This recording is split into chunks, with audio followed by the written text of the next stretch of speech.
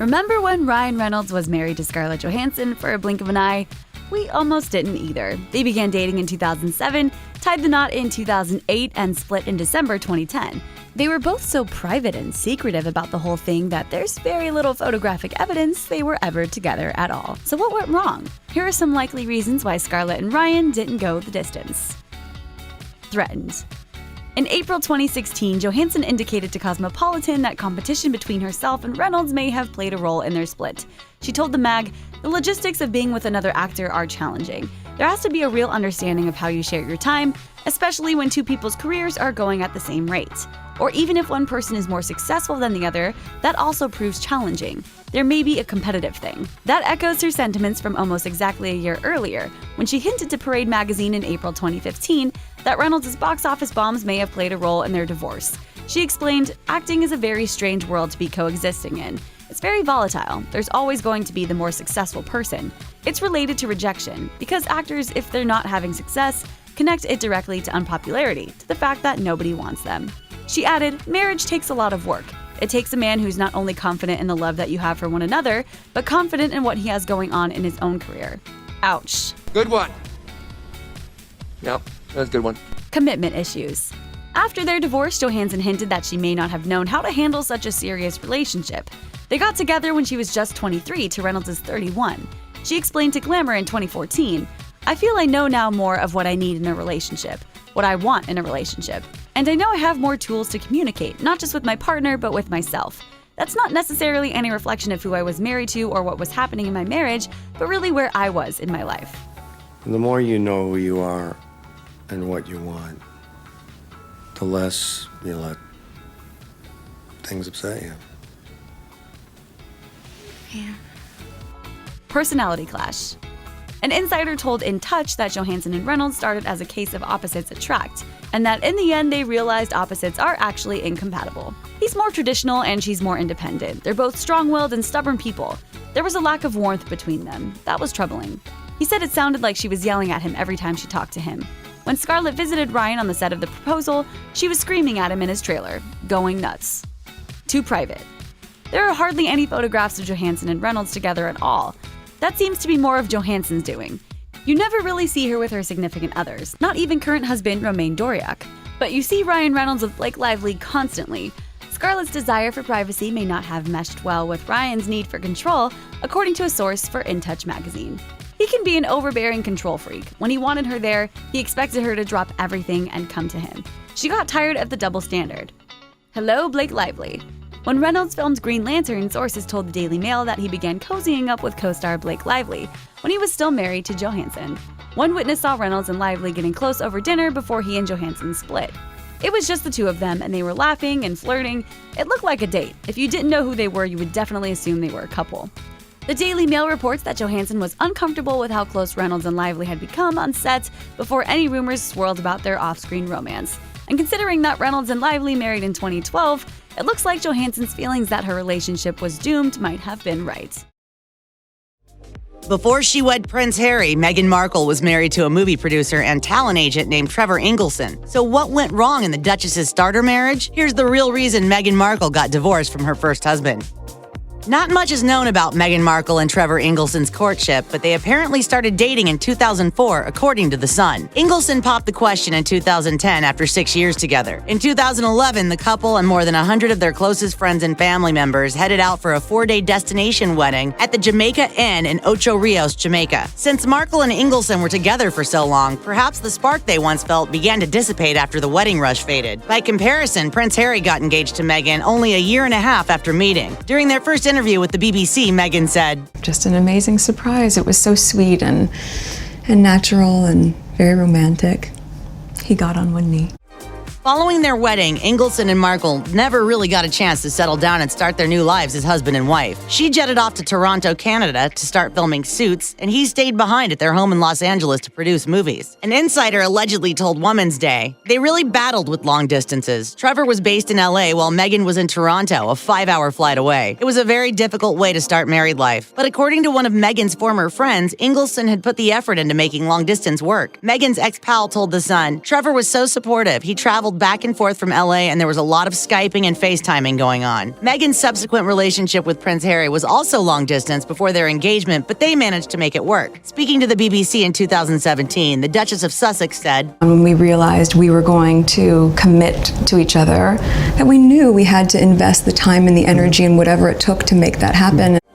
Meghan Markle and Trevor Ingleson's romance may have started out like a fairy tale, but one of the Duchess's old pals claims that things changed soon after the couple walked down the aisle. Markle's former maid of honor told The Sun, after the wedding, it was like a light switched off. There's Meghan before fame and Meghan after fame. Meghan developed a sense of entitlement. To add insult to injury, Ingleson was reportedly making multiple trips to see his wife in Canada. As Meghan's former friend told The Sun, it's not up to me to speak for Trevor, but I know he was traveling to Toronto every few weeks and would have walked the earth to make their marriage work. I don't believe she gave him enough of an opportunity. I think there was an element of out of sight, out of mind for Meghan. Seeing as Meghan is no longer friends with the Sun's alleged source, it's worth questioning the validity of her accusations. After all, who sells photos of their best friend to the press?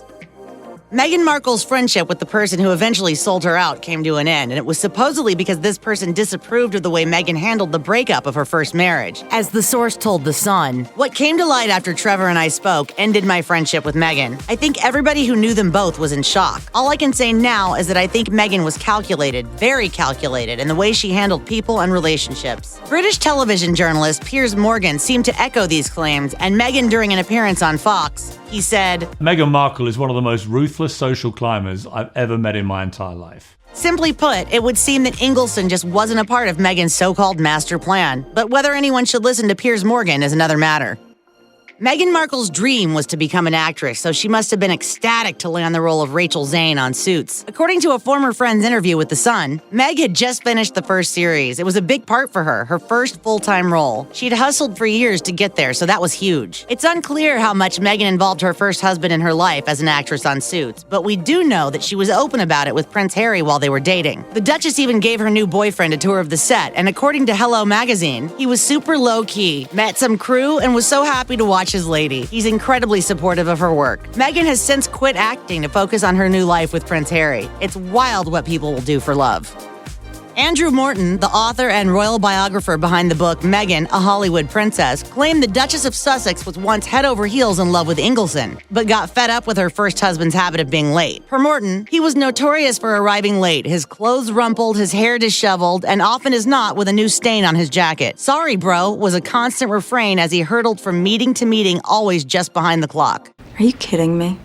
Getting annoyed with a partner who has poor time management skills is probably a common pet peeve for many spouses, but does it really warrant ending a marriage and filing for divorce? According to Morton, Ingleson's tendency to be tardy was the polar opposite of Markle, who was described as being a self-confessed perfectionist as fastidious as she was controlling. Meghan allegedly tolerated her then-husband's behavior to start with, but she was finally able to find some relief when she packed up and moved thousands of miles away from him to film Suits. A divorce soon followed. Meghan Markle was reportedly the one who decided to end her marriage to Trevor Ingleson, according to the Daily Mail. Long before she and Ingleson separated in early 2013, she had allegedly been enjoying the life of a bachelorette in Canada while her husband was at home in Los Angeles. Per the Daily Mail, there she took a 2-bedroom apartment in the city center, transforming it into a sophisticated single woman's household, filled with designer furnishings and decorated and tasteful neutrals. But can we really blame Markle for getting comfy in the Great White North, considering how long she was there for her job? In July 2013, Meghan told Esquire, "It takes about 8 months out of the year in total to do the 16 episodes. So we get out here in March and we'll probably wrap early November this year. I'm an adopted Canuck now." We are there 9 months out of the year, so I miss my sunshine. So while some people might accuse Markle of acting like a single lady, it sounds a lot like she was making the best of her situation.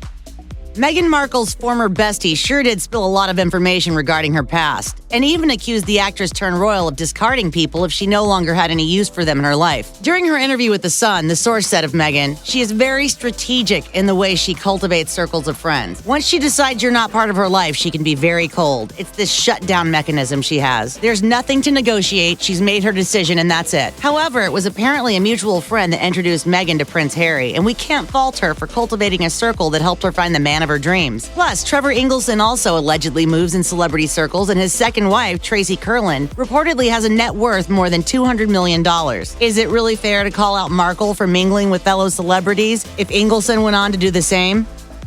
If reports are to be believed, it's possible Meghan Markle moved forward with her divorce because she had an aching desire to live the life of a princess. The Sun claimed that Markle owned a book about Prince Harry's mother, the late Princess Diana, and she was also reportedly a huge fan of the Anne Hathaway film, The Princess Diaries. The Duchess of Sussex made no secret of the fact that she was a fan of royalty and even wrote about wanting to be a princess in her now-defunct lifestyle blog, The Tig. Meghan wrote via Hello Magazine, "Little girls dream of being princesses. I, for one, was all about She-Ra, Princess of Power. For those of you unfamiliar with the 80s cartoon reference, She-Ra is the twin sister of He-Man and a sword-wielding royal rebel known for her strength. We're definitely not talking about Cinderella here. Little did Markle know, after being set up on a blind date, her supposed dream of becoming a member of the royal family would finally come to fruition. Dreams really do come true.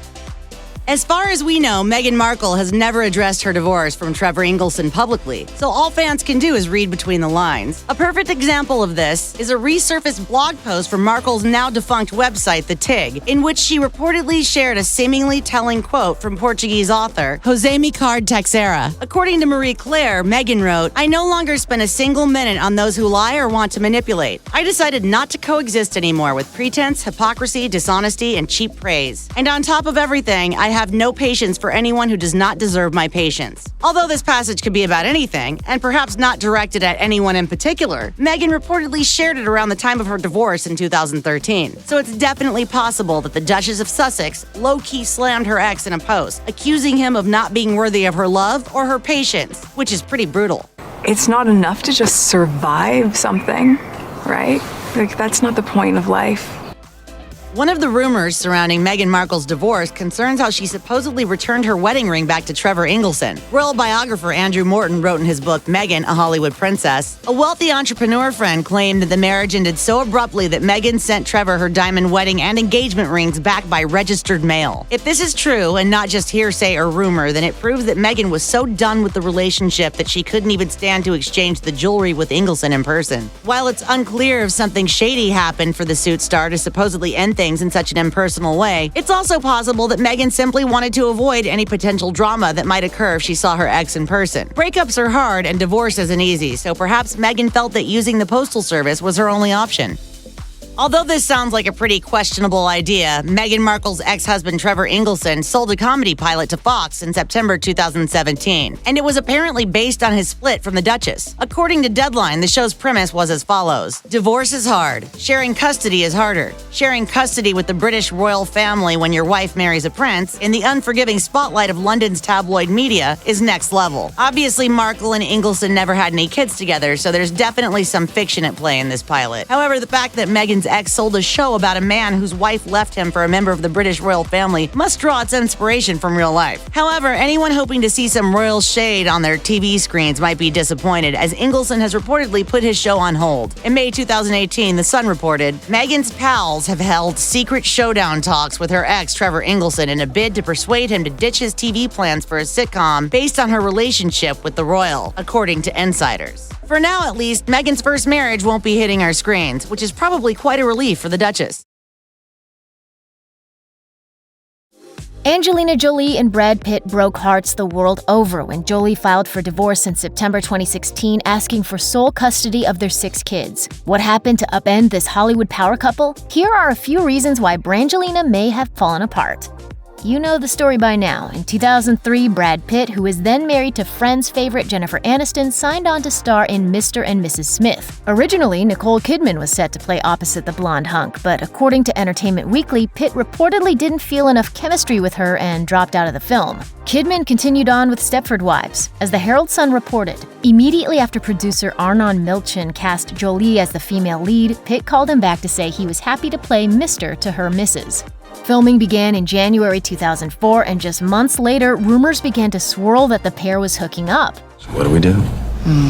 In May 2004, Pitt made an appearance with then-wife Aniston at the Troy premiere, possibly to quiet the tabloid chatter. That August, paparazzi captured Pitt and Jolie looking cozy, which Mr. and Mrs. Smith insiders dismissed as being in character, according to Entertainment Weekly. Later that year, Pitt vacationed with Aniston, but by January 2005, they had announced their separation. That March, Aniston filed for divorce, and in April 2005, Pitt and Jolie were photographed vacationing with Jolie's son, Maddox. The Jolie-Aniston-Pitt love triangle blew up the tabloids. Despite all parties denying that there was any cheating involved, Pitt and Jolie had a hard time keeping their stories straight. They both initially claimed nothing happened until after Pitt and Aniston divorced, but in a 2007 Vogue cover story, Jolie made it clear that a deep relationship had developed during Mr. and Mrs. Smith, when Pitt was still married. She claimed, "Because of the film, we ended up being brought together to do all these crazy things, and I think we found this strange friendship and partnership that kind of just suddenly happened." For a long time, the pair courted the unrelenting media scrutiny. Remember that infamous 2005 W magazine spread that starred Pitt and Jolie as a sexy married couple and came out as Pitt and Aniston were falling apart? It looks like the press Brangelina loved so much in the beginning came back to bite them later. Pitt and Jolie co-starred in 2015's By the Sea, which may have been a case of art imitating life. The film focused on a broken relationship between an unhappy couple. Stop! Stop! I don't know what's happening. You don't understand? Stop! But when they were asked about it, Brangelina was quick to deny any problems. Jolie said on Today in 2015, "It's to know that if it was close to us at all, we could never make this film. It's because we're actually very, very stable, and these aren't our issues." Blowing you a kid? Jolie later told the Daily Mail that throughout production, it was our way of testing ourselves. We knew that if we could get through this, we'd come out even stronger and happier. And we did. We've always liked putting ourselves through challenges, even though it was maybe a little more dangerous for us as a couple. Why do you think we failed? Because we were leading separate lives? Or was it all the lying that did us in? Page Six reported that Jolie and Pitt had very different priorities in life. She was said to be looking for fulfillment outside of Tinseltown, while he supposedly loved being Hollywood's golden boy. A source told the Tab, "The older she gets, the more serious she becomes, and she is sick of the Hollywood thing. He wants to make movies. She doesn't. It's a fundamental difference. It's how you live your life." I'm not here because I'm a director who wanted to make a movie. And so this country for me has been was my awakening. But did Jolie's quest to serve the greater good of the world damage her own family? Another insider told Page Six. Ultimately, she almost got too comfortable acting as a role model. She wasn't able to adapt to some of the realities of her marriage and her life. She just assumed that people would follow whatever she said, including her husband. And so when they had marital issues, she believed she could just bully him into whatever she wanted. While Pitt appeared to champion Jolie's efforts in the past, he may have grown skeptical over time. A source told Radar Online in 2018, "Brad used to admire Angie's humanitarian work, but is now more suspicious of her true motivations. Brad wasn't surprised that Angie went to Iraq when he was with the kids for Father's Day." Sources also told Us Weekly that the couple argued over politics. During the 2016 election season, when their split was announced, those heated political fights may have intensified. Jolie also admitted to Marie Claire that she relied on Pitt for adult interactions outside of work conversations, claiming, "I don't have a lot of friends I talk to. He is really the only person I talk to." Perhaps she wanted Pitt to join her in an isolated bubble. Radar Online claimed Jolie resented his friendships with other stars, most notably actor Ed Norton. A source alleged to the Tab, "Angelina has always thought Ed's a shallow underachiever who brings out the immature side of Brad, and she's not impressed by his wife." And an insider told Page Six that Jolie supposedly envies the attention showered on renowned human rights attorney Amal Clooney, the wife of Pitt's bestie, George Clooney.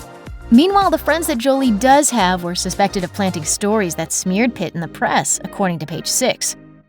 And speaking of smears, the Tab also reported that Pitt allegedly hooked up with Allied co-star Marion Cotillard, with an insider saying he was shacking up with Russian hookers as well. A source claimed, "He's in the throes of some insane midlife crisis, and Angie's fed up.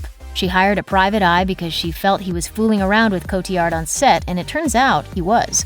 Cotillard denied any affair with Pitt, addressing the rumors on Instagram in 2016, writing, "Firstly, many years ago, I met the man of my life, father of our son, and of the baby we are expecting. He is my love, my best friend, the only one that I need. Finally, I do very much wish that Angelina and Brad, both whom I deeply respect, will find peace in this very tumultuous moment." Nothing materialized from all that tabloid dirt, but the salacious headlines likely added more strain to Brangelina's marriage.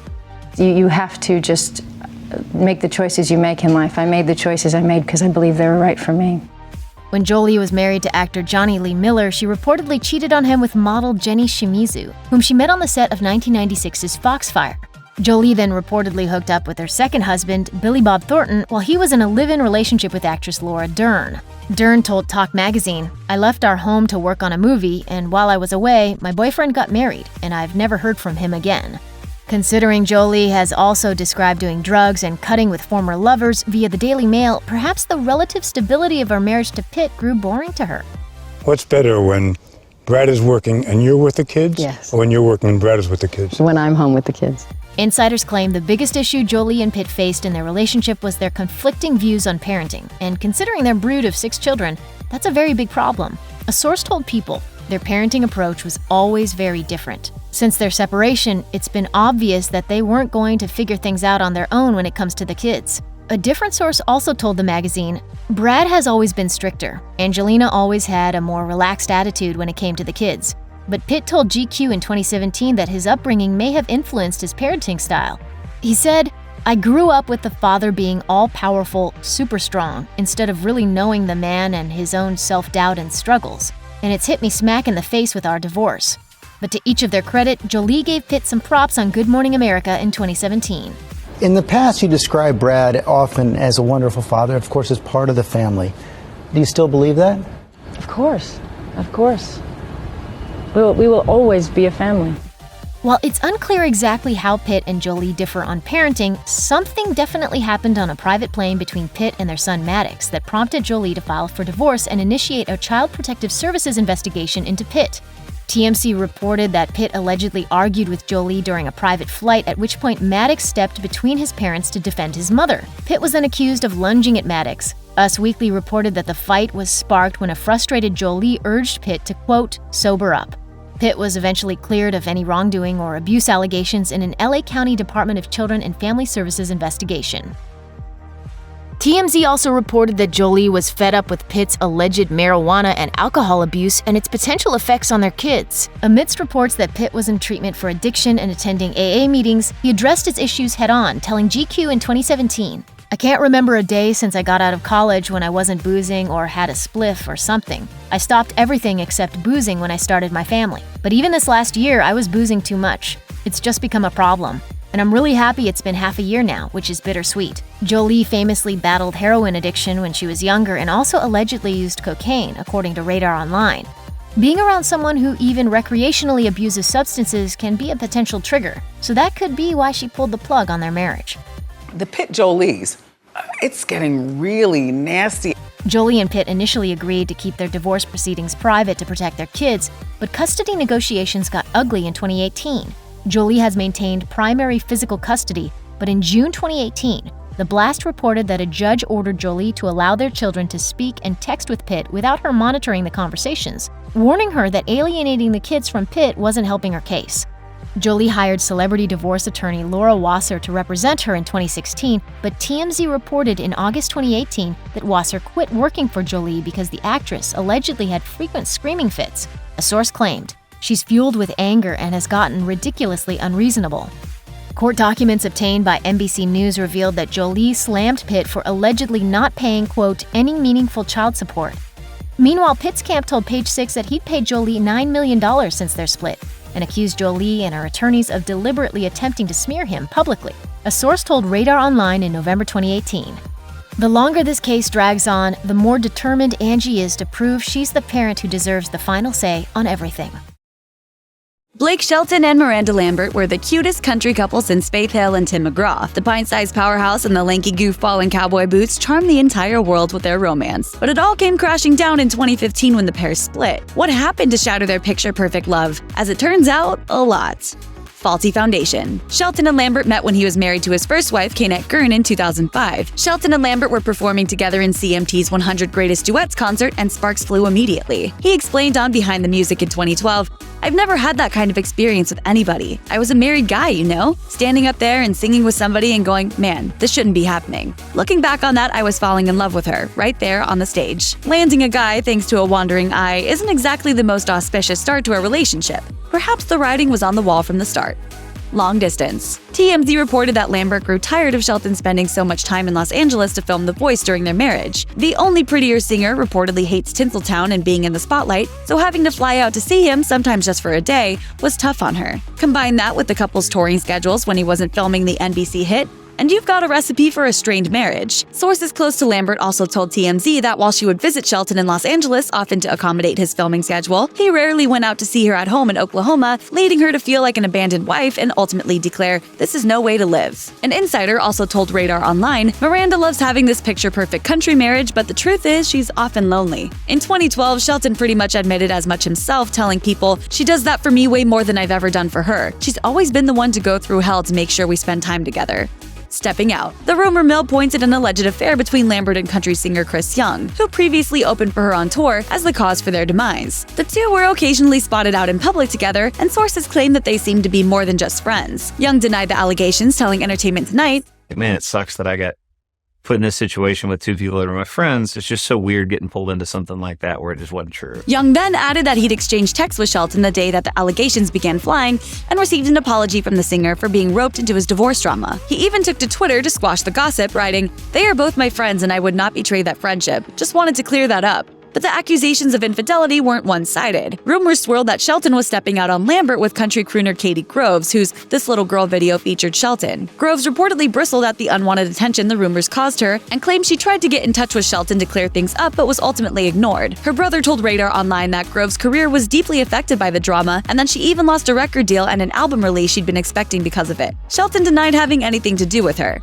Pitter-patter. Even if those adultery rumors were untrue, Lambert and Shelton reportedly didn't agree on whether or not to have children right away, and that may have impacted their marriage. Lambert, who was 7 years younger than her husband, told People she wanted to put a lot of thought and planning into having children because "I don't want to have children and raise them on a plane or a bus." Blake, however, sang a much different tune in 2011 when he told People, "When I see my mom and dad with their grandkids and that relationship down the road, that's what I'm looking forward to more than anything, that family and those generations and being on that end of things." As a result, Miranda's hesitation to have kids has been seen as what may have sped up their split. New flames. Conveniently around the same time Shelton and Lambert split, his fellow The Voice coach Gwen Stefani and her rocker husband Gavin Rossdale were going through divorce drama of their own, after he was accused of cheating on her with the family nanny. After both couples went kaput, Shelton and Stefani subsequently engaged in a very high-profile romance of their own. In all of this craziness that happened, like unexpected horribleness, I found a friend that was going through literally the exact same thing as me. Shelton told talk show host Chelsea Handler that the timing for their rebound romance could not have been better. It's like, whoa, that was all this has to be meant to happen, you know? So I made a record about it. The two didn't hide their early romance. So then you guys were Instagramming and then everything stopped. So everybody knows what happened after that. What's that? Penetration. Aw, love. Shelton and Stefani might have waited to get together until after they were each single to mingle, but finding bliss together certainly might have foreclosed any chance of a reconciliation with their former spouses. For her part, Miranda Lambert hasn't exactly been flying solo either. She's since been linked to singer Anderson East, and the two reportedly spend their off time together strumming on their guitars and living the low-key life she's always wanted. We'll call that a happy ending for everyone involved. Amy and Matt Roloff were introduced to the world in 2006 on their hit TLC reality series Little People, Big World. The Roloffs, who were born with dwarfism, ran a family business called Roloff Farms and raised their 4 kids in front of the cameras. The husband and wife dealt with typical family issues on the show, including teenage angst, the struggles of raising a son who was also born with dwarfism, and marital discord. But no one would have predicted that after almost 30 years of marriage, Amy and Matt would call it quits. So what went wrong between them after a quarter century together? Let's take a look. Wandering Eye? Karen Chandler was a longtime friend of the family, the manager of their pumpkin farm and Matt's personal assistant for many years. After Amy and Matt announced their separation in 2014, Matt hopped back into the dating world and, perhaps not coincidentally, he found love with Chandler and went public with their romance in 2017. Amy revealed how hurtful Matt's new relationship was for her, considering how close Chandler was to her and their family. Whether or not Matt and Chandler's romance crossed a line during her marriage is hard to know, but the fact that the two became a romantic item at all indicates there may have always been something bubbling up between them. The good news for Amy is that she's since moved on with her new beau, real estate broker Chris Merrick. Listen, new beginning, new chapter. Questions of commitment? Insight into Matt and Amy's differing relationship priorities was further provided by his 1999 book, Against Tall Odds, which resurfaced after the family's fame skyrocketed. In the book, Roloff was blunt about his relationship with his then-wife, and he shared some candid insight on what the word commitment means to him. He wrote, "Amy tends to be more of a committed to a fault kind of person, while I see most commitments, with some very notable exceptions, as flexible and negotiable. With such different viewpoints on the value of commitment at hand, it's surprising they managed to make things last as long as they did." Empty nesters? As their kids grew up, married, and moved away from home, many suspected Matt and Amy's union suffered from empty nest syndrome, the term commonly used to describe the grief parents feel when their children grow up and leave home. Without their kids as a buffer, it's possible Matt and Amy realized their partnership was on its last leg, especially after their son revealed his frustration with their decision to display his childhood to the world on their show. Youngest son Jacob was just 9 years old when Little People Big World started filming, and after a decade of growing up in front of the cameras, he became pretty agitated with the whole process. Sure, having money to go on lavish vacations was probably nice, but he still wished for a quieter upbringing. Writing in a blog, money, things, and trips, all material, cannot ultimately compensate for the immaterial experiences of a childhood innocently experienced. It's hard enough watching your children leave the roost, but even harder when they resent the home you made for them.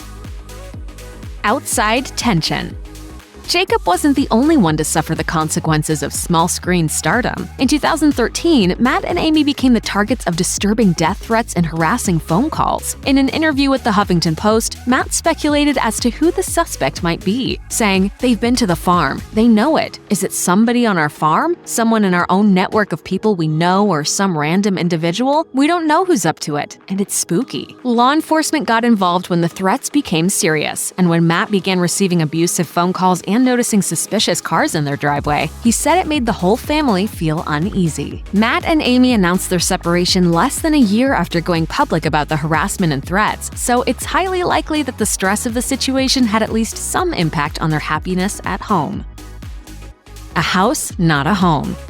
Home was the last place Matt wanted to be at the end of their marriage. When the couple announced their separation on a special episode of the reality show, Matt revealed that he never quite felt at home in his own house, which may have been a surprise to viewers of the show because he once said, "It's my dream home, really. Kids were all born and raised here, and I imagine I'll be buried here on the farm somewhere." The discord reportedly prompted him to pack up and live in the family's bridal house on Thanksgiving 2013. The two attended marriage counseling, but after being separated for 19 months, they decided it was time to call it quits. Amy later revealed that it wasn't her choice for Matt to leave, and she said she was saddened by his decision. It happened very quickly. I don't know where I was at.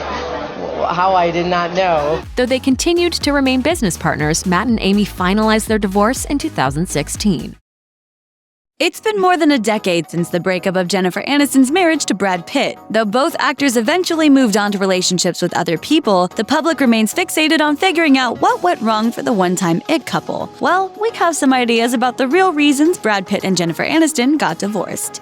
Opportunity stopped knocking. As much as we'd like to think Brad Pitt and Jennifer Aniston would still be together had it not been for Brad's alleged affair with Angelina Jolie, statements by Pitt indicate he was probably already looking for an out before he found it in his Mr. and Mrs. Smith co-star. Pitt told Esquire, "I got burnt out and felt that I was wasting my opportunity. It was a conscious change. It was an epiphany. A decision not to squander my opportunities." By contrast, Jennifer Aniston seemed ready to work on their decaying marriage. Those moments where it looks like, uh-oh, this isn't working. Those are the most important transformative moments. That's not Brad's view of it. We believe in different things, I guess. Kids. An article in Vanity Fair revealed that Jen Aniston had hoped to be pregnant during the same window of time she found herself divorcing Brad Pitt. According to an unnamed mutual friend of the exes, when Brad and Jen were in the marriage, having a baby was not his priority, ever. It was an abstract desire for him, whereas for Jen, it was much more immediate. Ironically, the media spun it the other way, with headlines suggesting that Pitt dumped Aniston because she put her acting career ahead of his desire to start a family. The obsession with Aniston's fertility remained so strong, Aniston felt compelled to address the misogynistic viewpoint in a 2016 Huffington Post article, where she remained defiantly unapologetic about not having children. too much pressure. The sexiest man alive married America's sweetheart, and the public fell in love. Expectations were high from the very beginning. They were constantly in the public eye, and there were very public hopes that Pitt and Aniston would eventually have a beautiful blonde-haired child for everyone to fawn over. The pressure to maintain perfect appearances at all times and live up to the high standards of millions of total strangers may have eventually taken its toll. Career overload. It's hard enough to be there for each other when one partner in a relationship is very busy. In the case of Brad Pitt and Jennifer Aniston, both actors were in high demand when they got together. That meant that it was very hard for them to be together whenever they wanted. So this one came along, and they really had me. It was a contractual issue, and there was just no getting out of it. And Aniston admitted there were times she really wanted Pitt to be there for her, but he couldn't be due to a busy schedule, working on films like Ocean's 12 and Troy at the same time she was on the set of The Good Girl. Sometimes absence doesn't make the heart grow fonder. Drugs. According to Aniston, there is no simple or singular explanation for why her marriage to Brad Pitt never worked out. She told Vanity Fair, "It's just complicated. Relationships are complicated, whether they're friendships or business relationships or parent relationships. I don't think anybody in a marriage gets to a point where they feel like, we've got it. You're two people continually evolving." But one thing that definitely makes relationships even more complicated? Drugs. Yes, it's true. In an interview with Esquire, Pitt admitted that his drug use played a key role in the destruction of their relationship, saying, "For a long time, I thought I did too much damage, drug damage. In order to change his life, Brad got rid of the drugs and his wife." Angelina. The Aniston-Pitt-Jolie situation is a tricky one. Some sources claim that Aniston and Pitt were already in the midst of a divorce when Brad began his relationship with Angelina Jolie. Others claim that Brangelina began on the set of Mr. and Mrs. Smith a year before Pitt and Aniston officially separated, and that this relationship drove the wedge between Brad and Jen. First time that you laid eyes on Angelina, was it like one of those classical love stories, like when, I don't know, when Ross first saw Rachel? What we do know is that when Pitt and Aniston separated, they issued a gracious statement saying nobody was to blame. So Aniston, by her own admission, was shocked when Brad and Angelina hooked up so quickly and so publicly after the separation. She told Vanity Fair, "What we said was true, as far as I knew." Scandalous rumors flew almost immediately after this celebrity chef announced a separation from her husband. But the answer to why this power couple called it quits might be simpler than you think. Let's dig into some of the theories about Giada De Laurentiis and Todd Thompson's divorce. You have gone through a tough time recently, a public divorce, and Start out right out. I got it. You know why? Because nice to see you, Giada. Sometimes celebrities offer insight into their relationships during happier times that may later offer the public clues about their struggles. Back in 2009, De Laurentiis told Redbook that her marriage worked because she and Thompson took turns in the limelight. She explained, "In the beginning, I was there to help him in his career. Now he's where he wants to be and he helps me in mine. You know, most men want to be in the limelight and have the woman take care of them. There have to be times where it's about Todd, when I'm Todd's wife, and that's just who I am at that moment." De Laurentiis went on to become the more recognizable name of the pair, so somewhere between 2009 and 2014. It's possible that the balance shifted too much toward Thompson supporting her career, with his own as a designer being pushed aside. That's just speculation, of course, but it wouldn't be the first time that the uglier side of fame snuck into a marriage and cracked its foundation. De Laurentiis told Redbook that her brother losing his battle to skin cancer is what made her decide to become a parent. She said, "He always wanted to have children, but he didn't get to. And after he died, I remember thinking, you know, maybe there's a place in my heart for someone else other than all the people I already have in my life." But the decision to have her daughter wasn't initially an easy one for De Laurentiis to make. She admitted, "I know I was very afraid. My brother's passing made me afraid. I think because I was afraid that we could have a child and lose him or her too. I didn't know if I could go through that kind of pain with anybody else the way I did with my brother. So for a while, I was very down on the whole idea." Thompson and De Laurentiis have always been devoted parents to their daughter Jade. But De Laurentiis has also been open about how tough it is to juggle her grueling celebrity schedule with parenting. She told The Cut in 2018 that she realized years prior, "If I continue this, I will not see Jade grow up." Is it possible that Thompson wanted more kids and De Laurentiis was already spread too thin both personally and professionally? When considering who else may have played a part in De Laurentiis' divorce, the first person that probably comes to mind is fellow celebrity chef and TV personality Bobby Flay. According to Page 6, De Laurentiis was seen having what the tab described as a boozy night out with Flay just 2 days before she announced her split from Thompson on Facebook. A few months after that, Flay announced his split from his then-wife of 10 years, actress Stefani March. Several months later, Radar Online claimed that Flay and De Laurentiis were caught on an intimate dinner date, expressing PDA and carving their initials into a secret spot on the wall, while in the middle of divorcing their respective spouses. Both De Laurentiis' and Flay's reps denied the claims, telling E! News in a statement. Back in December, Giada had dinner with her agent. Bobby Flay was also having dinner with some friends and dropped by Giada's table to say hi. They did not have dinner, nor was there any touching going on. Closer Weekly reported that rumors of a relationship with former Today anchor Matt Lauer started in 2011, when the pair were filming a segment for NBC. In 2013, a dinner meeting between the two was described as cozy by Page 6, but both camps said any allegations of a romantic dinner were false. De Laurentiis is also one of many high-profile women to be romantically linked with musician John Mayer. But HuffPost reported that the chef denied any of the alleged affairs, saying, "I met him twice at least 5 or 6 years ago at public events, along with hundreds of other people. I have not seen or even heard from him since." She also addressed her longtime friendships with Lauer and Flay, saying, "There has never been a romantic relationship with these two men." Even though De Laurentiis adamantly denied any infidelity and claimed that Thompson was with her the whole weekend she attended the events where she met Mayer, she still acknowledged that the accusations took a toll on her marriage. She told Redbook in 2011, "Todd was embarrassed that his family in Michigan would see it and think, what is going on over there in Hollywood?" It's not the juiciest explanation, but maybe the flame between the former spouses just burned out. And so I was trying to figure out, like, okay, what does this mean now? Because we're identified a lot of times by being married. De Laurentiis and Thompson had been together since she was 18 and began the process of separating when she was nearly 44. De Laurentiis went from being a broke college student to an A-list celebrity over the course of her marriage to Thompson, which was a trajectory neither of them anticipated. In fact, while speaking with Redbook in 2009, De Laurentiis shared the couple's dreams, saying, "Todd and I have talked about living in Paris or Rome. I didn't plan on having this career, I just rode the wave. And now I'm contemplating where it leads." Just 2 years later, she told the same outlet, "When I'm home, I work very hard to be Todd's wife and Jade's mother.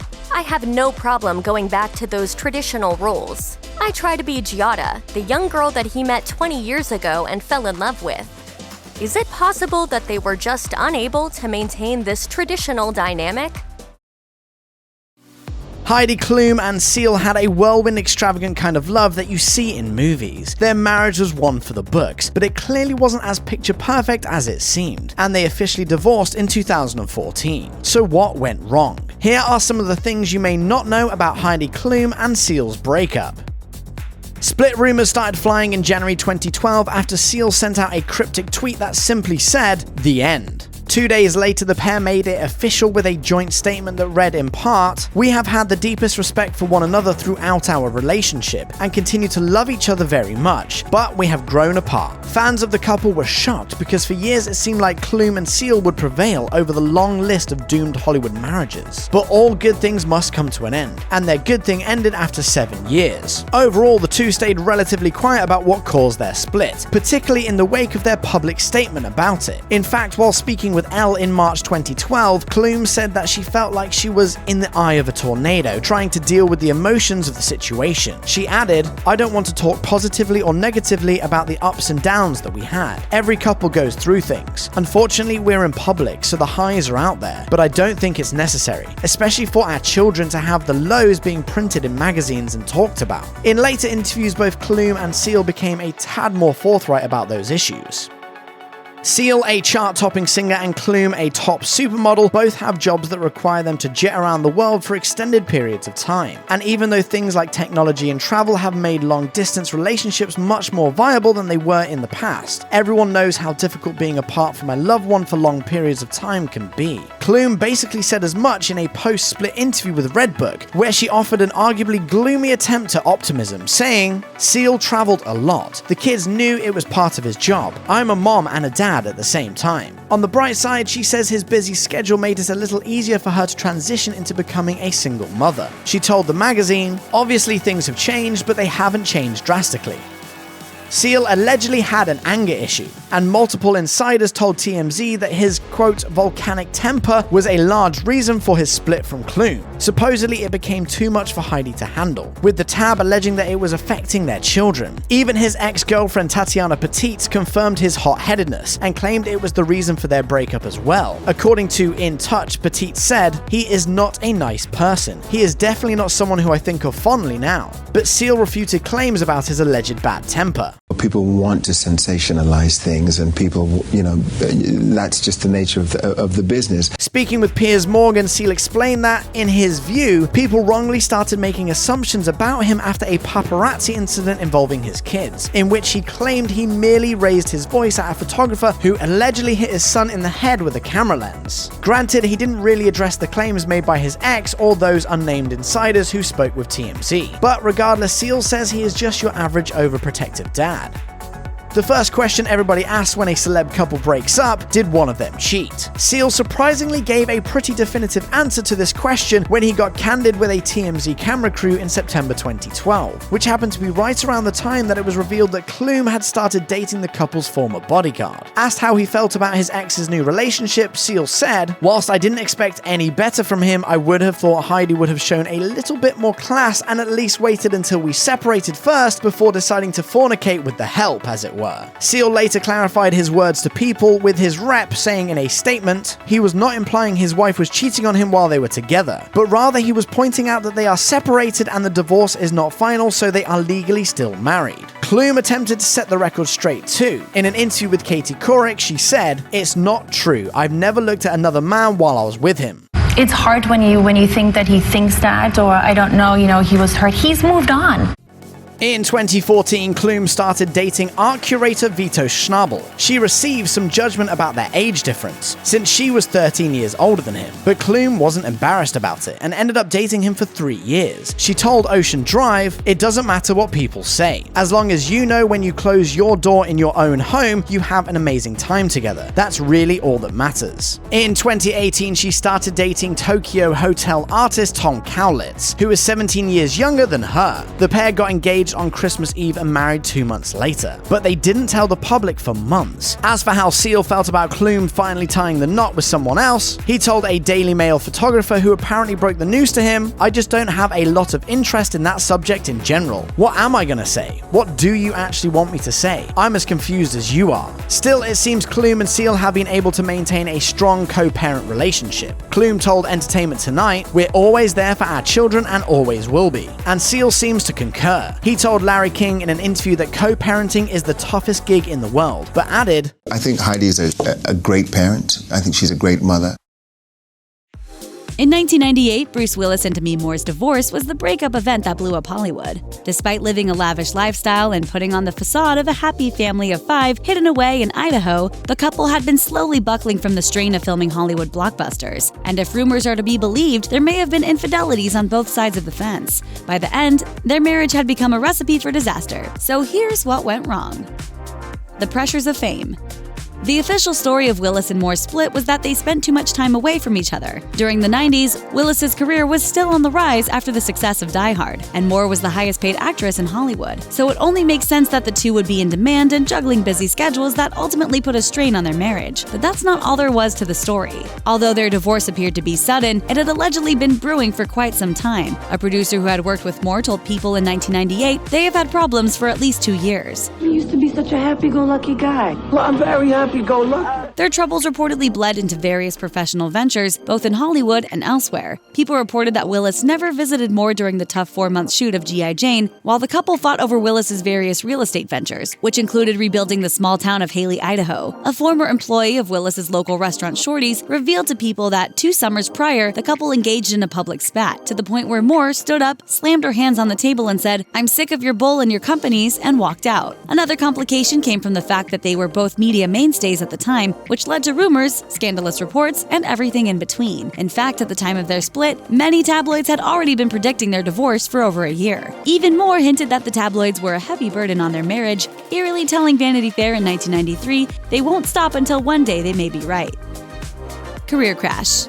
While Moore's career became white-hot in the 90s following the success of A Few Good Men and Indecent Proposal, it burned out twice as quickly. Her infamous role in Striptease was a box office bomb that severely kneecapped her career. After the lackluster performance of G.I. Jane in 1997, studio execs were openly calling Moore's career over by saying, "We don't know what to do. People just don't want to see her. We would have to drag them kicking and screaming to see this movie." At the same time, Willis's career was on fire with blockbuster roles in The Fifth Element and Armageddon, the latter of which was released right when the news of their split broke. Considering they came into their coupling on equal fame footing, the one-sided flop probably didn't help matters between them much. Monogamy matters. In a 1996 interview with Playboy, Willis discussed his views on monogamy and didn't seem so convinced he'd be able to handle the long haul with Moore. He said, "On an emotional level, to think that you are going to find one person who understands what you need right now and is able to give it to you, to anticipate what you will need 10 years from now, 20 years from now, 30 years from now, for the rest of your natural life, is a myth." Those words would come back to haunt him once the infidelity allegations started bubbling over. Willis was rumored to have had affairs with Liv Tyler and Mila Jovovich, both of which, if true, would have occurred around the time Willis and Moore's marriage was falling apart. There was also an alleged incident with an actress Willis hired to manage one of his restaurants, but by that point, Moore had reportedly checked out. One of her friends told the New York Daily News, "I'm sure Demi heard about other women, but at least at the end of their marriage, I don't think she cared." Perhaps part of the reason why she wasn't so irked by the news was that she had her own supposed flings. The most legendary is her rumored one-night stand with Leonardo DiCaprio, which both Moore and Willis have denied. Rumors also swirled about Moore's wild partying nights with Brad Pitt, Johnny Depp, and Ben Affleck, but again, there's been no concrete evidence of infidelity. Whether or not any of the rumors were true, the constant allegations being flung at both sides certainly didn't help hold their marriage together. Healing takes time. All these years later, Bruce Willis and Demi Moore seem to have found a happy balance co-parenting their 3 daughters through divorce. They've both remarried and have made a point of showcasing their continued unity as a family. And made such an effort to still have our family be as one unit as opposed to 2 separate things, which I think really made an impact. So, as the old saying goes, all's well that ends well. Following the death of legendary guitarist Eddie Van Halen on October 6, 2020, there was a renewed interest in his relationship with the famous actor Valerie Bertinelli. The two wed in 1981 after a whirlwind 8-month courtship when Bertinelli was just 20 years old, and in 1991 they welcomed a son, Wolfgang "Wolf" Van Halen. The union would continue for 10 years until the couple's separation in 2001, followed by their divorce in 2007. 1 year after the divorce was finalised, Bertinelli spoke out about the marriage and subsequent split, with the Hot in Cleveland star opening up after she landed a new role as the spokesperson for weight loss company Jenny Craig. The timing also coincided with the release of her memoir, Losing It, and Gaining Back My Life 1 pound at a time. During an interview with Today, Bertinelli explained why she decided to come clean, sharing, "I figured I really had been under this facade for so long. And then when Jenny Craig called me and I was able to successfully do their diet, I thought there's nothing left to really hide from anymore." In 2008, Bertinelli claimed in her memoir that both illicit drug use and infidelity were the catalysts for her divorce from Van Halen, saying, "The priest we tapped to perform the ceremony gave us questionnaires so he could get to know us better and offer more personal words. As we filled out the forms at home, we each held a little vial of coke. It doesn't really bode well for the marriage, I don't think."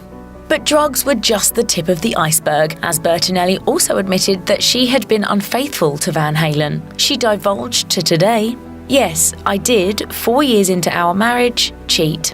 And it was a shame, and it was a guilt that I carried with me for a very long time, and I don't like that, so I really wanted to get that out of me." The star also disclosed that the tragic events of September the 11th, 2001 were a wake-up call and played a part in her decision to go separate ways. I got tired of, once again, hiding and thinking this is not the life I wanted for myself, for Wolfie especially, and I don't want to keep treating Ed so badly. The couple finalised their divorce in December of 2007, and Bertinelli went on to marry Tom Vitale. As for Van Halen, he found love again with Janie Leszewski, who he wed in 2009. Although Eddie Van Halen and Valerie Bertinelli ultimately divorced in 2007, they managed to remain great friends and successfully co-parent their son Wolfgang together. Almost 30 years later, I still love and adore him. I'm not in love with him. In fact, the two were such great friends that Van Halen even invited his ex-wife and mother of his child to his nuptials with Leszewski in 2009, as reported by People. And in 2011, per People, Van Halen returned the favour by being present at Bertinelli's wedding to second husband Tom Vitale. But make no mistake about it, Van Halen and Bertinelli are no fair-weather friends. They showed up for one another during the tough times too. Per the Vancouver Sun, Bertinelli visited her ex-husband multiple times while he underwent cancer treatment. A source told the publication that Bertinelli was very attentive to Van Halen during his time of need. The source revealed, when she and Eddie were together, she was always cleaning him up, straightening his tie, or helping him comb his hair. That's the way she is, and I think she feels Eddie needs that now. Hours after Van Halen's passing, actress Bertinelli took to Instagram to pen a thoughtful tribute to her former spouse and father of her adult son. 40 years ago, my life changed forever when I met you. You gave me the one true light in my life, our son, Wolfgang. Through all your challenging treatments for lung cancer, you kept your gorgeous spirit and that impish grin. I'm so grateful Wolfie and I were able to hold you in your last moments. I will see you in our next life, my love. Van Halen and Bertinelli's son Wolfgang also commented on the post with 3 simple words: "Love you, Ma." Actress and comedian Niecy Nash stunned fans in December 2019 when she filed for divorce from her husband of 8 years, electrical engineer Jay Tucker. It's hard not to wonder how this seemingly happy marriage fell apart. Here are some of the reasons why Nash and Tucker called it quits. Following their October 2019 breakup announcement, rumors began to swirl about what could have caused Nash's split from Tucker. At the time, the Daily Mail reported that the union had actually been troubled for a couple years. A source quoted by the publication claimed that the reasons for their alleged issues involved a, quote, full-body cosmetic surgery makeover the actress underwent, her steamy love scenes on the show Claws, and the fact that the couple lived in separate cities. Nash was living in New Orleans while filming the series, while Tucker stayed behind in Los Angeles. Reportedly unhappy with the situation and uncomfortable with Nash's graphic love scenes, Tucker noticeably skipped the series premiere in 2017. This marked the start of a new trend, with Nash and Tucker being seen in public together much less than they had been in the earlier years of their relationship, including Tucker's absence when Nash was nominated for an Emmy for her performance in the critically acclaimed limited series When They See Us in September 2019. Around the same time, Nash's Instagram feed seemed to change, shifting from romantic pics of the couple together to a mix of selfies, inspirational quotes, and snaps of her girlfriends. While speaking at the Essence Black Women in Hollywood Awards luncheon in February 2020, Nash spoke out about her divorce, according to People. The decision to leave her husband was one that the actress clearly agonized over, especially since so many people, including her family, thought she and Tucker were the perfect match. Nash explained, "The untethering from my family's beliefs, the internet's expectations, and my marriage ending caused me so much pain." Nash went on to reveal that she began questioning her marriage when her friend Oprah Winfrey asked, "Who are you without a man?" Nash admitted she didn't know the answer, and that inspired her to investigate the strength of her relationship, as well as her beliefs around marriage in general. She said, "There was a huge myth that I inherited from the women in my family specifically, which is, you are nothing without a man. Get one, keep one, no matter what. Blind, crippled, crazy, married, or lazy. Get one, baby girl, because they will validate you." This long line of women that I come from had never been taught what choosing themselves looks like. Nash ultimately chose herself. I gotta take care of myself right now. During that same speech at Essence's Black Women in Hollywood Awards, Nash became emotional when she tearfully opened up about her decision to end her marriage. According to Page 6, she said, "Pain is putting things in necessary order. You've got to acknowledge how you feel. Trust that it is so much easier to walk in your shoes than it is run towards a lie." Thankfully, Nash has since come out the other side as a happier single woman. She continued, "I am the most grateful because I now know myself much better than before. I let my daughters watch me walk through the whole thing because I want them to get up every single day and choose themselves. I realize I did right when my daughter said to me, 'I am so proud of you, and I want to be just like you when I grow up.'" Speaking passionately to her audience, Nash added, "You've got to own the part you play. I encourage you to walk in your truth, live your trauma, and live your best damn life." Despite the pain their divorce has undoubtedly caused them both, Nash and Tucker have worked to maintain their deep friendship and remain close. Speaking with Entertainment Tonight in November 2019, the actress explained, "For us, it's easy because we love each other. The love has just taken on a different form, but he is always going to be my friend. Always." As of early 2020, neither party is reported to be dating again, and at the time of her interview, Nash revealed she simply wasn't ready yet, saying, "I'm just over here drinking my water and healing. I ain't ready to put all this back on the block. It's too much too soon." She went on to say she believed that exes could work together after breaking up, but added, "I mean, you gotta have the temperament for it, and if you're in a new relationship, you just gotta hope that those people are not, leery that the spark may come back." Nash, who turned 50 in 2020, has had an incredibly successful career. While giving an in-depth interview to Backstage about her journey as an actress the previous summer, the website reported, after being cast in nearly 80 projects, Nash has gone from supporting and recurring parts on TV to hosting the Emmy-winning home makeover show Clean House to leading a critically acclaimed crime dramedy. All in all, Nash has successfully wormed her way out of the comedic pigeonhole Hollywood had assigned her. With her divorce settled in March 2020, TMZ reports that things between Nash and Tucker seem to have remained cordial. As for what her career trajectory and personal journey have looked like so far in her post-divorce life, Nash told People, "I did my work. I put my life back together piece by piece. With popular TV series and movies to film, supportive friends, and an amicable ex, we're sure Nash will be just fine in this new chapter of her life." Can you even coin black girl magic? I think not. With Gwen Stefani's high-profile romance with Blake Shelton, it's easy to forget that she was once part of the ultimate 90s rock power couple. She and her Bush frontman ex may have seemed like one of Hollywood's most enduring pairings, but here's why Gwen Stefani and Gavin Rossdale got divorced. According to People, the pair met in 1995 during No Doubt's 27-month-long tour. Stefani's band opened up for Bush in London, and Rossdale was immediately taken by the singer. He even managed to find a way to see her during a stop in New Orleans. At the time, Rossdale, whose career was booming from his band's 1994 hit Glycerine, was the bigger star, but that quickly changed in the months following the release of No Doubt's breakthrough album Tragic Kingdom, which has since become Diamond certified. Prior to her relationship with Rossdale, Gwen Stefani had only previously dated her bandmate, Tony Kanal, from her brother's then little-known band, No Doubt. Kanal ended their 7-year relationship, which they both agreed was so brutal, but it actually spawned the band's breakthrough single, Don't Speak. In an interview with The Guardian, the frontwoman admitted that while she was dating Kanal, she was directionless. Stefani had hoped to become a wife and a mother, but only after the breakup did she realize that she had a natural gift for songwriting.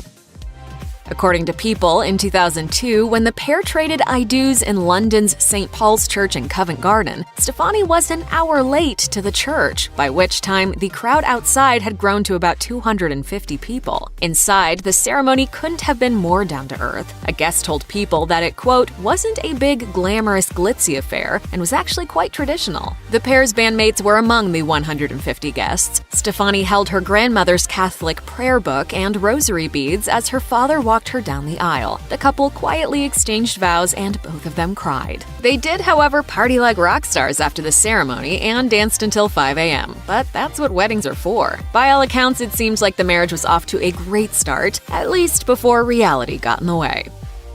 I've been married almost 2.5 years, something like that. Well, how's that going? Are you still the newlywed, strictly speaking? I'm still super in love.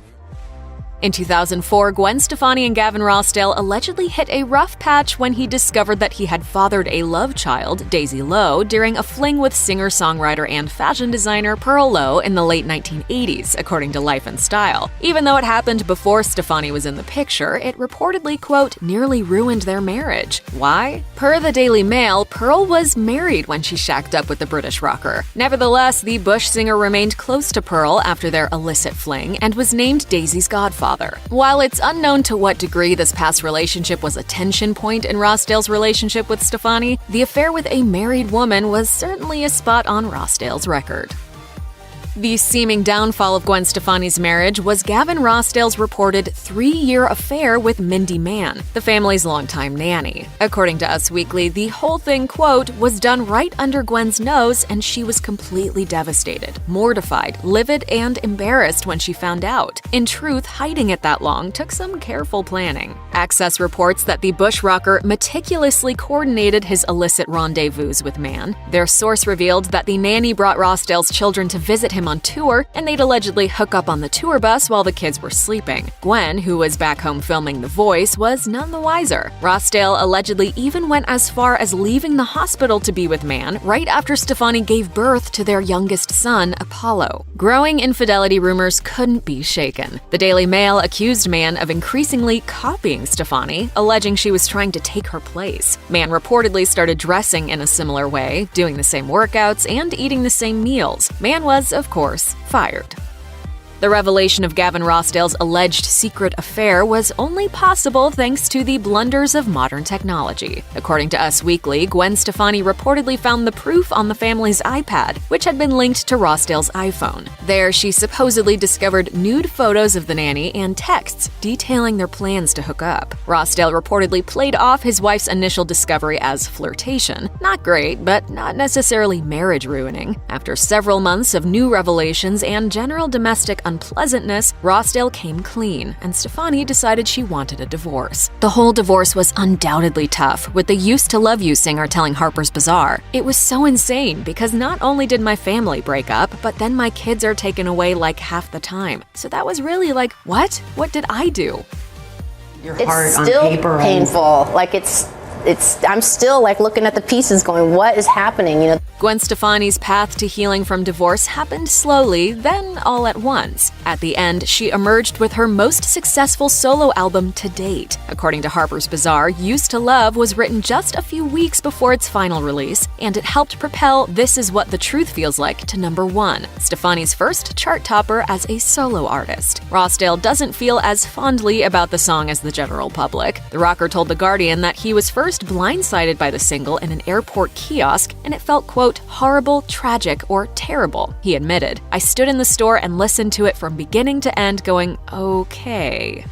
In a 2016 interview with Cosmopolitan, Stefani hinted at the fact that the end of her marriage was perhaps even more shocking than the tabloids reported. The No Doubt frontwoman said of the details that no one but her closest family and confidants know. "Nobody would believe it if I could really say what happened. I went through months and months of torture." Stefani may not be able to divulge the unknown details behind her divorce, but she does offer a window into her world to her fans. "All you have to do is listen to every single song I've ever written, and it's all there. It's an ongoing theme that I've had for a long time." Renee Zellweger has spent nearly 3 decades in Hollywood, garnering attention both on-screen and off. From her rumored engagement to comedian Jim Carrey to her 7-year relationship with musician Doyle Bramall, much of Zellweger's private life has been subject to public scrutiny. However, in the midst of her numerous high-profile relationships, many might have forgotten that for 4 months in 2005, Zellweger was married to country music star Kenny Chesney. According to an unnamed source, the now 2-time Academy Award-winning actress and Chesney met in January 2005 at NBC's Concert of Hope Tsunami Aid Telethon. Zellweger's friends said the Oscar-winning actress had hoped to meet Chesney and planned to pass him a note during the event. Before she could, however, the actor and singer's publicist began talking about Zellweger's intentions. Her friend explained, "When the broadcast wrapped, Chesney went over to Zellweger and said, 'I hear you were trying to pass me a note. Don't let the principal find out.'" Less than 4 months after their initial meeting, Zellweger and Chesney wed in an intimate ceremony in the Virgin Islands. But what made their relationship go south so soon after returning to the North? After only 4 months of marriage, the Jerry Maguire actress filed to annul her marriage to Chesney, citing fraud as the reason for dissolving their brief union. Once the press got hold of this news, said accusations of fraud ignited rumors that the singer might be gay. In response to this intense scrutiny, Zellweger released a statement to clarify her reasons, which read in part, "The term fraud, as listed in the documentation, is simply legal language and not a reflection of Kenny's character. I would personally be very grateful for your support in refraining from drawing derogatory, hurtful, sensationalized, or untrue conclusions, and greatly appreciate your understanding that we hope to experience this transition as privately as possible." Zellweger and Chesney later released an additional joint statement, which read in part, "The miscommunication of the objective of their marriage at the start is the only reason for this annulment. Renee and Kenny value and respect each other and are saddened that their different objectives prevent the success of this marriage." Obviously frustrated by the media's reports about the annulment, Chesney spoke to Playboy in 2009. "That is the most unbelievable thing in the world. What guy who loves girls wouldn't be angry about that? I didn't sign up for that. I think people need to live their lives the way they want to, but I'm pretty confident in the fact that I love girls. I've got a long line of girls who could testify that I am not gay." He went on to explain, "In order for us to get an annulment, the legal papers could claim either physical abuse, which wasn't true, or 3 or 4 other things that also weren't true. The best thing we could put in there was fraud. So I said, all right, do it, whatever." The only fraud that was committed was me thinking that I knew what it was like, that I really understood what it was like to be married, and I really didn't. In 2010, Chesney told Oprah Winfrey that, ultimately, he panicked, saying, "I look at my life as a box, so everything that I put in, learn how to play guitar, put that in the box. The friends I made, I put that in the box. And my career grew. That box I built grew into this wonderful house, and you protect everything and all the relationships and all the people that helped you build that house." But when it came to his marriage, Chesney admitted, quote, "It was out of the box." He told Winfrey, "Renee's a sweet soul, no doubt about it, but I just wasn't ready. This is the first time I've actually talked about it, but that's what happened." In the years since their annulment, Zellweger has continued to defend Chesney whenever the subject comes up. During an interview in 2016, while doing press for Bridget Jones's Baby, a reporter for The Advocate broached the topic, to which Zellweger replied, "It made me sad that somehow people were using that as a way to be cruel and calling someone gay as a pejorative, which has fateful consequences. Of course, there's the bigger picture problem of why anyone had to make up a story at all." It's impossible to think about Will Smith without also thinking about Jada Pinkett Smith. But did you know he was married before? And did you also know that he felt that divorce was not an option? So how did it all go wrong? Here's the inside scoop on Will Smith's divorce. Will Smith and Jada Pinkett Smith have always had intertwined worlds with Cherie Zampino, even if they weren't always aware of it. They were so connected that Will's introduction to Cherie began with his infatuation with Jada. Will saw Jada on an episode of the 80s sitcom A Different World, and he just had to meet her. So he arranged for a set visit through his The Fresh Prince of Bel-Air co-star Alfonso Ribeiro. But that's when things got twisted. Will ended up getting onto the set the same day Cherie was there visiting her friend and show writer Orlando Jones, who ironically was supposed to introduce Will to Jada. But Cherie told Hollywood Unlocked that Will ended up getting her number from a different acquaintance of Jones, and the two began dating. They eventually married and had their first child, Trey. In an episode of Jada Pinkett Smith's Red Table Talk, Will admitted he went to a different world to meet Jada, but he instead met Cherie and ended up marrying Cherie and having Trey with Cherie. Will added, "I didn't meet Jada that day. We had all these near misses." Jada Pinkett was always the one Will Smith wanted, and he ended up falling for her while he was still married to Cherie Zampino. Will and Jada finally met on the set of The Fresh Prince of Bel-Air and started dating while he was still in wedlock, something Pinkett says she regrets doing. In a 2018 interview with Access, Jada says, "He was div. The Orst hadn't happened yet." Will later revealed on Red Table Talk that he was unable to act on his attraction and, quote, broke down in tears in a restaurant bathroom while at dinner with Cherie one night. He stated he had a revelation that he was supposed to be with Giada and not Sheree. Although Will didn't believe in divorce, Sheree didn't share the same sentiment. She decided to file for divorce on Valentine's Day in 1995, telling Will she no longer loved him. Years later, Sheree opened up in a 2016 Facebook video, stating, "Our marriage ended because we were so young. It's just a lot of responsibility. Marriage is not easy, especially at that age." During Will Smith's 3-year marriage to Sheree Zampino, his schedule was setting him off to be one of the biggest names in Hollywood. Smith was already the star of a wildly popular sitcom and was about to launch a burgeoning film career with blockbusters like Bad Boys, Men in Black, and Independence Day.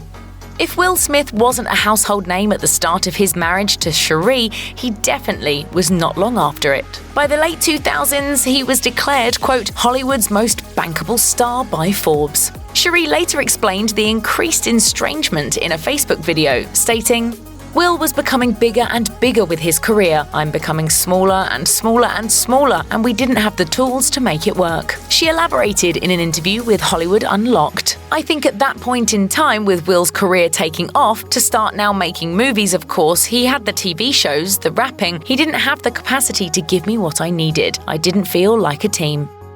One thing Sheree Zampino wanted to make clear was that there was no infidelity on her or Will Smith's part in their marriage ending.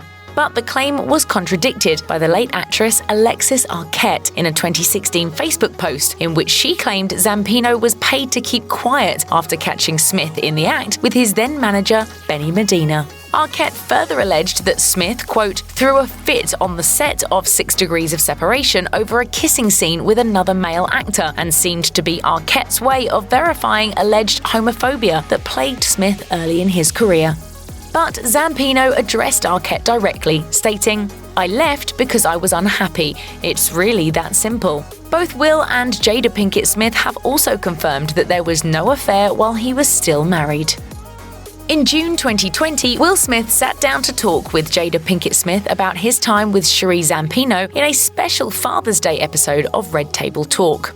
In the emotional chat, Will admitted that getting divorced from his first wife represented ultimate failure at the time. Will told Jada, "I don't think anything touches the failure of getting divorced from my 2-year-old son's mother." The effects of his divorce were felt in his relationship with his son Trey Smith, which Will says he struggled for years to build a solid foundation. In a November 2018 Instagram post, he captioned, "It has not always been like this between Trey and I. We struggled for years after my divorce from his mother. He felt betrayed and abandoned. It is a wild blessing to recover and restore a loving relationship with my beautiful son." It seems Will's goal was to always ensure his family felt tight-knit and loved, and repairing his relationship with his son was a step in the right direction.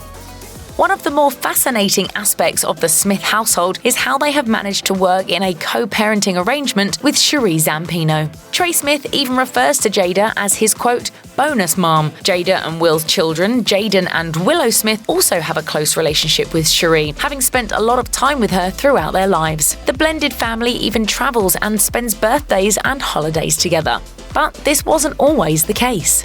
When Sheree was Jada's first Red Table Talk guest, the two women reminisced about when things weren't so friendly. Jada addressed the awkwardness, asking Sheree if she recalled a phone conversation that turned into a full-on fight. Sheree had called looking to talk to her then 3-year-old son Trey, but Jada answered and proceeded to tell Sheree she didn't like her tone and hung up on her. Sheree told Jada, "I happen to say, quote, you living in a house I picked out. You said, it's my house now."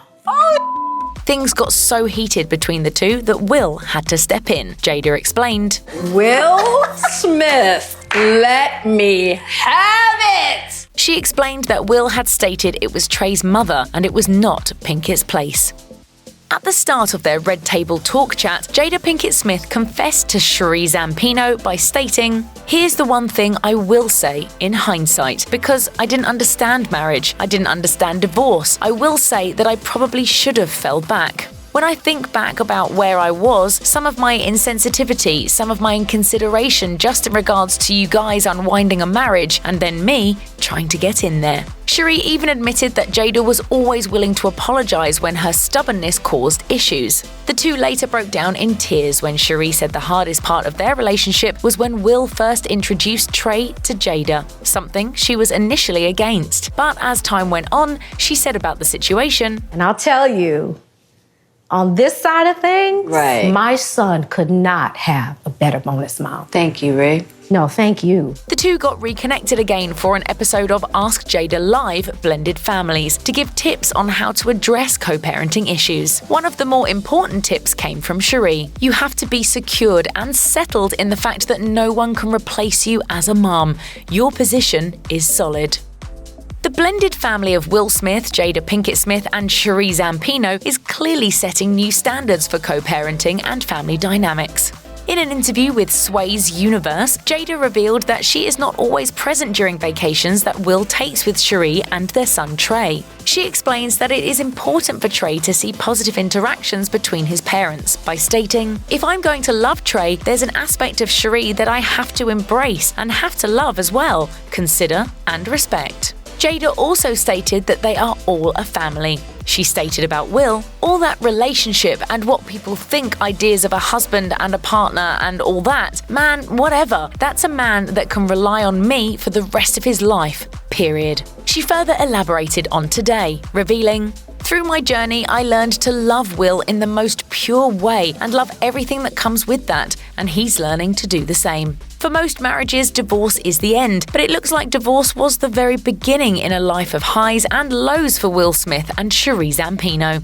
We're all watching to see how the next chapter in their complicated relationship unfolds. When news broke that Idina Menzel and Taye Diggs were splitting in 2013, true love died a little everywhere. Or at least that's how it felt to the couple's diehard fans. Let's dig deep into the possible reasons these two decided to let it go. While neither Diggs nor Menzel have ever mentioned or even hinted about any infidelity in their marriage, there were rumors following their split that Diggs was, at the very least, considering his options. Radar Online claimed that Diggs was acting like a bachelor shortly before the split, and reported in 2013 that he had been spotted out partying and displaying what looked like single behavior in the weeks before he and Menzel separated. The tab also included allegations of less than faithful behavior from Diggs in September and October of that same year, in the build-up to the couple's December separation. Just 2 days after the news of the split broke, sources told VH1's The Gossip Table that one of the factors that caused trouble in their marriage was Taye's supposedly wandering eye. Since neither Diggs nor Menzel have ever addressed these allegations, however, they'll probably remain exactly that, unconfirmed rumors. There was one recurring theme in Menzel and Diggs' relationship, especially toward the end: distance. Menzel's Broadway career kept the actress ping-ponging between the East and West Coast, while Diggs' television career kept him pretty firmly tied to Los Angeles. Managing a bi-coastal marriage is tough enough, but after Menzel and Diggs welcomed their son Walker in 2009, splitting time between New York and Los Angeles meant parenting in different time zones too. In 2013, Menzel opened up about the toll that living 3,000 miles away from her husband and son was taking on her during her time working while Walker stayed in Los Angeles with his dad, and what it was like to juggle her demanding career with long-distance parenting. Menzel told People, "I think I do a decent job at it, or at least people tell me I do. It's hard trying to make the decision to keep Walker in LA so he can go to school with his friends. He would be with a babysitter or have to travel to me to New York where I am rehearsing all day, but at least he's with mommy. It's those kind of decisions that torture me all the time." Speaking of parenthood, welcoming their son definitely played a role in changing the dynamic of Menzel and Diggs' relationship. Like most parents, the actors noted ways that parenthood strengthened their bond and ways it sometimes tested it. In 2012, Diggs gushed about how becoming parents impacted their marriage, telling Theater Mania, "Seeing Idina as a mother has had a wonderfully positive effect. There aren't many things that are sexier than just watching the bond that exists between her and Walker, seeing their similarities when they're together, and all the parts of her that I love the most." 2 years later, however, Menzel spoke with Redbook about the difficulties of balancing a career and motherhood, and discussed the double standards that men and women face when it comes to parenting, possibly hinting that she felt some inequalities with co-parenting with Diggs. She told the magazine, "The guilt is the thing that we as women all feel. Whether we stay at home or we work, there are a lot of double standards with the way the men in our lives see how we make those choices. I think there's an accounting for how much time I spend with my son, and men don't have to account for how much time they spend with their child." Being part of a beloved Hollywood power couple is a bit of a double-edged sword. Sure, on the one hand, fans are rooting for your love to go the distance and cheering you on every step of the way, but on the other hand, that same fan support can start to feel like extra pressure if the romance ever sours. Diggs admitted in a 2014 Redbook interview that he was always aware there would be a strong fan reaction if he and Menzel ever decided to break up. He also touched on a few other factors that added pressure to the relationship, telling the magazine, "There weren't a lot of couples like us in the theater community, and I know there aren't a lot of performers as talented as she is. And then you have the whole mixed race thing. It was easy for people to root for us. Right now, we're still trying to figure out a lot of stuff because we're on different coasts and our son is getting older." If there were any hard feelings back when the breakup went down, it seems safe to say that they've long passed. In 2015, Diggs explained that co-parenting Walker has been his and Menzel's top priority since their divorce, and that even personally, they're in a good place. He told People, "We were friends to start out with, but especially when you have a kid in the mix, there's no time for any negativity. Walker is our main objective. He's what's most important for us, so we're still there as a family." You can't go wrong when you put the kid first. In 2016, Menzel echoed this sentiment, stressing that she would never say anything negative about Diggs because that's not what's best for Walker. She told People, "Your child comes first. That's all. He comes first, and you have to get past your own egos and do never talk bad about each other." He loves sneakers like his dad. Yeah. My ex is Tay Diggs, and he's got I think he's got a sneaker fetish. Oh. That's the only fetish he has. In a case of life imitating art, these stars of Scream began dating shortly after their on-screen counterparts fell in love. But by the time Scream 4 hit theaters, the couple's relationship was fast becoming a nightmare itself. Here are some of the reasons Courtney Cox and David Arquette got divorced. Back in 1996, Cox was the glamorous star of the world's biggest sitcom, and Arquette's most notable credit at the time was a dorky vampire in the movie Buffy the Vampire Slayer. While Arquette was understandably smitten from the moment they met, Cox took some time coming round to his quirky charms. In fact, Arquette freely admits that he had to trick Cox into giving him a chance, telling Bang Media, "We met at a pre-party before we started filming Scream. I was being a little cocky, and Courtney was like, 'I've heard of you,' and we just kept flirting for a while. She's just so gorgeous and she jokes around so much." Arquette's cockiness eventually paid off, and 2 years later, the Friends star agreed to become Mrs. Courtney Cox Arquette. But while their relationship initially proved that opposites do attract, their differences eventually tore them apart. And Hi. my ex-wife. This is just, I can't go on. This is too painful.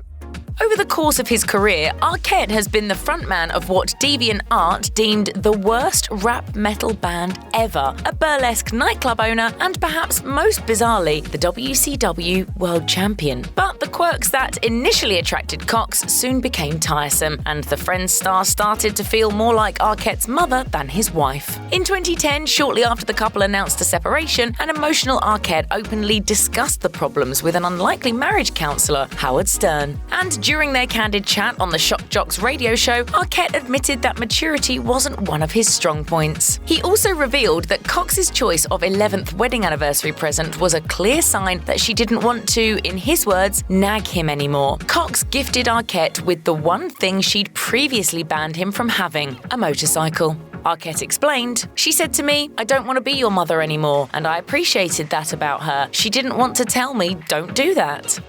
Arquette also expanded on the significance of Cox buying him a motorcycle in a 2018 interview with Yahoo Entertainment, joking, "I was like, okay, this is kind of a gift that says, why don't you go kill yourself?" But the actor did far more than live out his motorcycle fantasies once Cox seemingly gave him free rein. He added, "Then I just sort of started off where I left off in Scream 2, and I was like, I'm my own man. Then I just went bananas. There were little people involved, circuses, I started nightclubs, and just blew up, so it got crazy for a while. It's not exactly clear what Arquette got up to during the first of what he categorized as several midlife crises, but he acknowledged that he's gone through multiple turbulent periods since his split with Cox.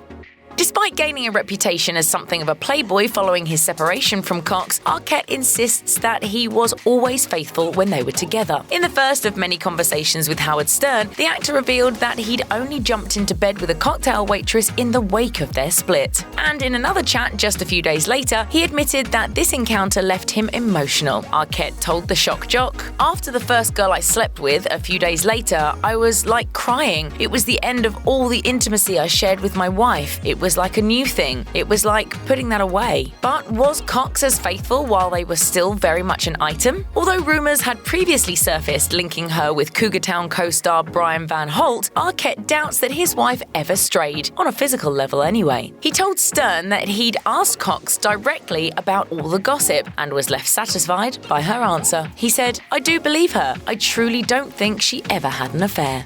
Arquette's blabbermouth didn't exactly help matters when it came to saving his struggling marriage. According to Page 6, Cox was left furious after discovering that her husband aired all of their dirty laundry in public. And you can't exactly blame her. Arquette also told listeners that he and Cox hadn't been intimate with each other for 5 months, and that he'd essentially been given a hall pass to sleep with other women. He explained, "She knows she's not f***ing me, and she's like, listen, I want you to be able to do whatever you have to do. Essentially, I'm free to see people." Just a day after the interview, Arquette took to Twitter with his tail between his legs to offer an apology for indulging in a little TMI. According to Page 6, he told his followers, "I went on Howard Stern yesterday to provide clarity and honesty about what I'm experiencing, but shared too much. It's all right for me to be honest about my own feelings, but some of the information I provided involved others, and for that I am sorry and humbled."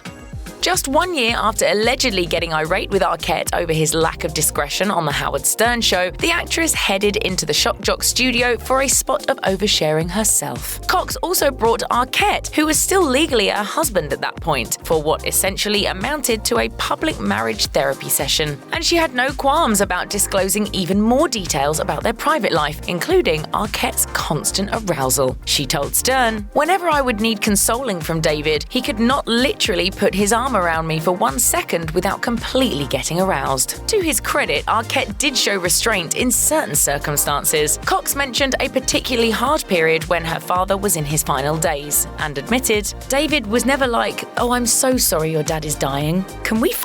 Disney World certainly wasn't the most magical place on earth when the couple paid the theme park a visit with their daughter. In their shared interview with Stern, the pair both alluded to an incident in which Cox rejected Arquette's advances while staying in the Magic Kingdom resort. Cox explained that she just wasn't in the mood at the time, but Arquette seemed to interpret this as concrete evidence that she was no longer interested in him. He told Cox, "I think you're over it, baby. You just need to admit it, and we just need to figure out next steps." However, Cox didn't accept Arquette's version of events. She said, "You can't count Disney World as the place where you know I'm not into you. I had just woken up. I don't think attraction is the issue."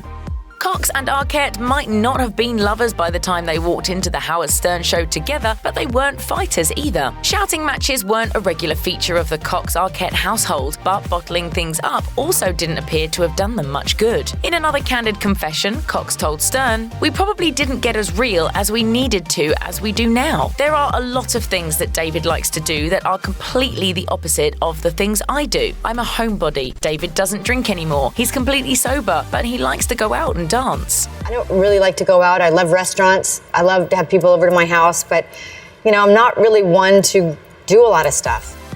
The pair hadn't filed for divorce at the time, but Cox seemed resigned to the fact that they'd simply grown apart. She added, "I don't want to inhibit him in his life. He really is a very gregarious guy. He's very outgoing. I'm much more of an introvert."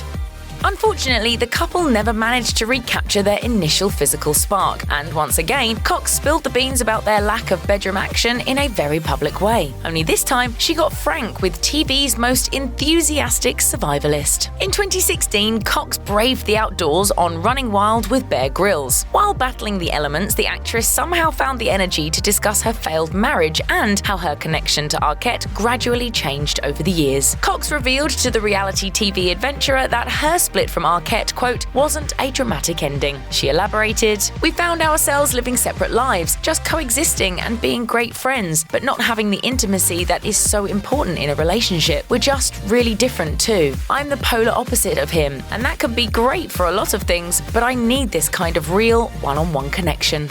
You know, it is heartbreaking, you know, for something like that to end, but you also have to move on and deal with it with grace.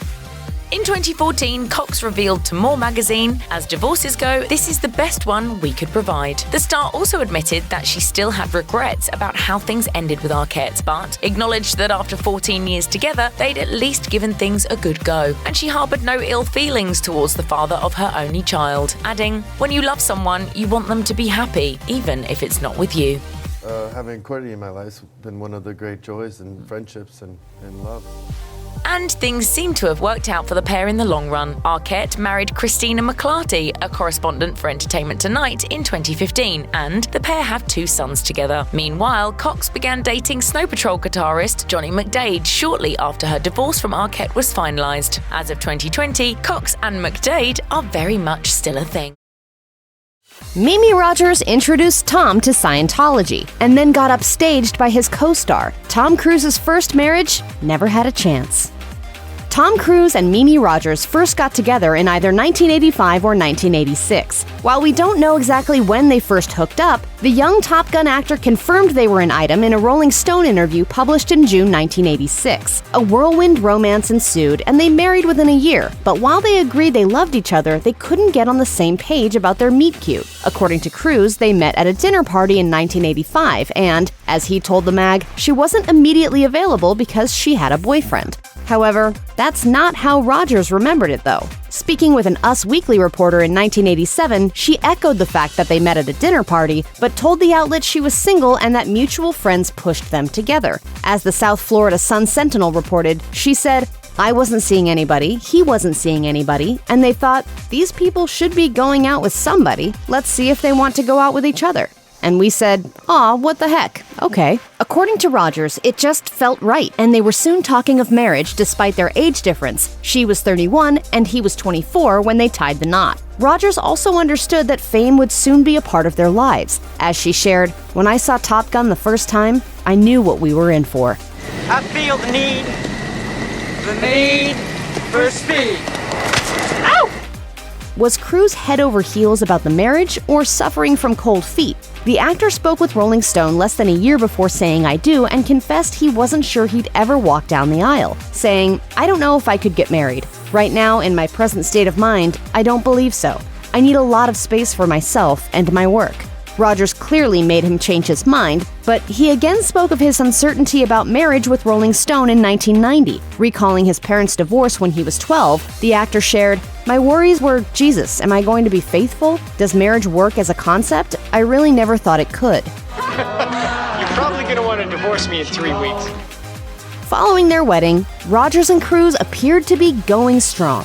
As she told the Chicago Tribune in 1988, they were living in Lower Manhattan while focusing on their careers and each other, doing their best to live normal lives. She explained, "We go to the movies, we go out to dinner, and we never have a problem. We're not real provocative. We don't inspire cloak and dagger tactics." Despite his initial trepidations regarding marriage, Cruise also seemed to enjoy being a husband. The star told Rolling Stone in 1990 that he and Rogers always visited each other on set and offered unconditional support to one another. He even gave her credit for his emotional Born on the 4th of July performance, saying, "I wouldn't have been able to make it through Born, I don't think, without her being there." When asked about his romantic past, Cruise told the mag he had never been in love before Rogers and that meeting her changed everything. Confessing he had been lonely and angry as a single guy, he gushed, "I care about my wife more than anything in the world. She's my best friend. I just really like being with her, you know? I love her."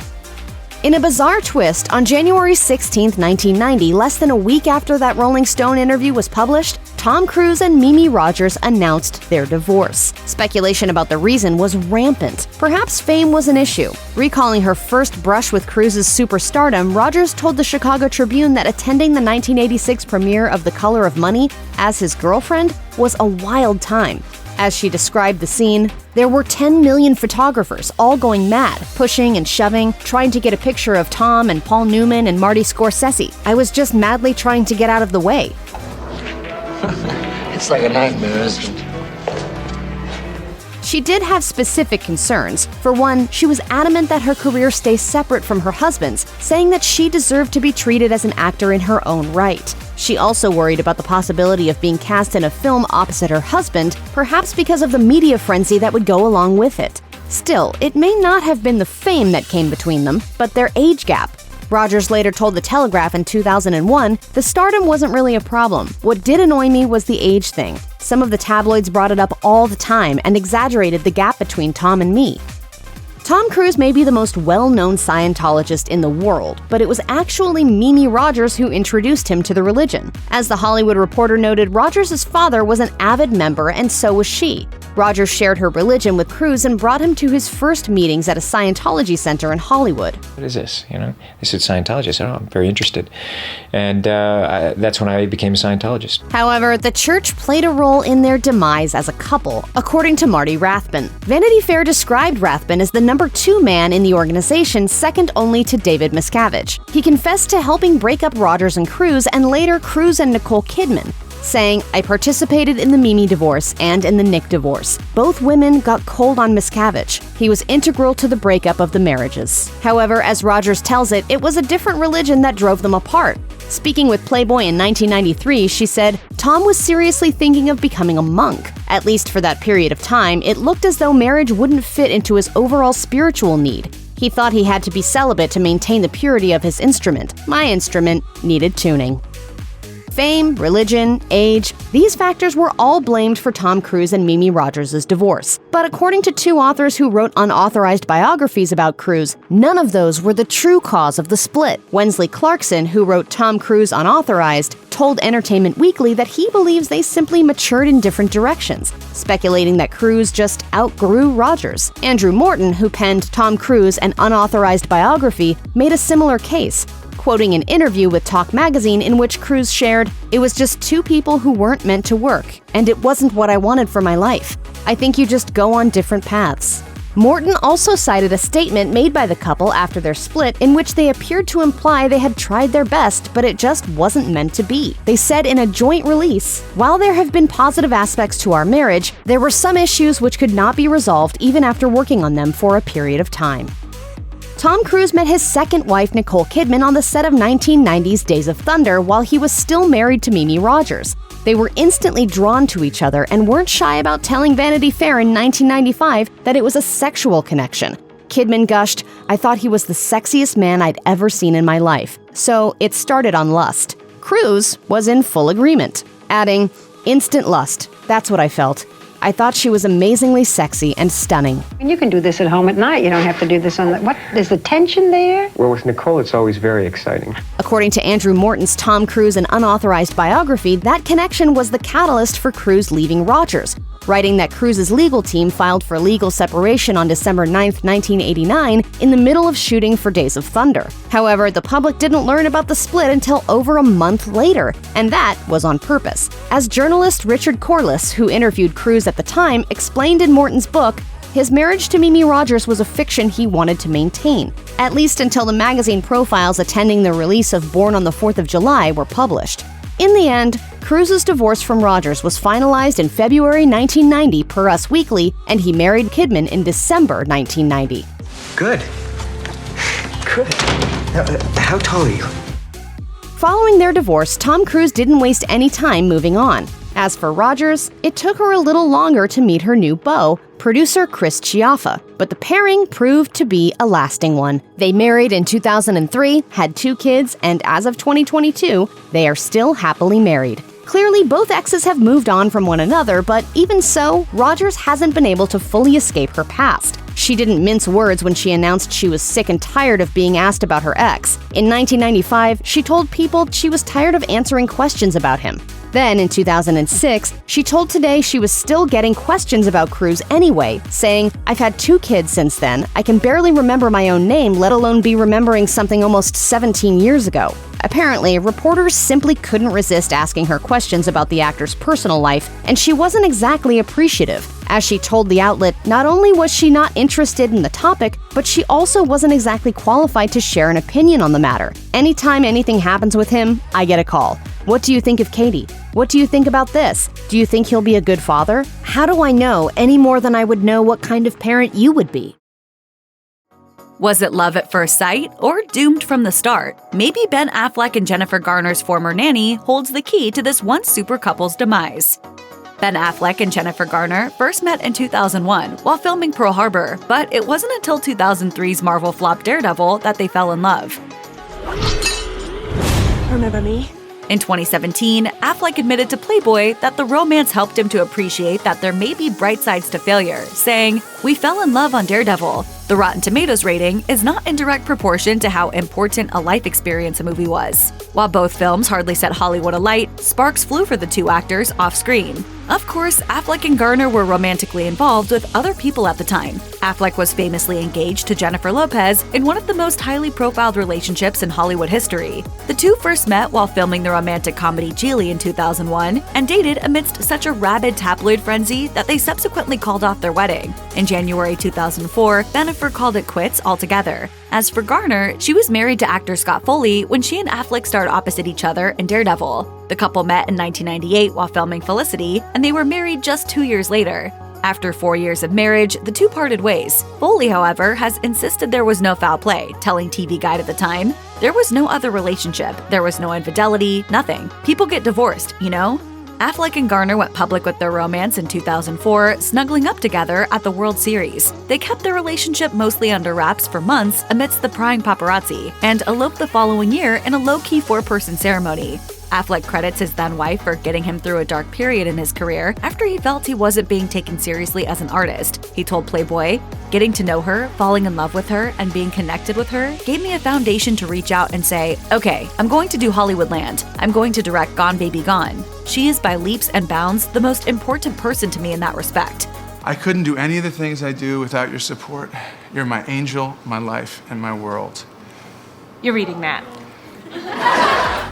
Throughout their marriage, Jennifer Garner and Ben Affleck were vocal about the tremendous toll the paparazzi had on their family. If there is any inkling of trouble, or if the tabloids decide there's trouble, it can create trouble. On an episode of Tell Me More with Kelly Corrigan, Garner was candid about the intense scrutiny placed upon them, saying, "For 10 years, there were at the very least 6 cars and often 20 outside of our house, and outside of school, and at the pediatrician's."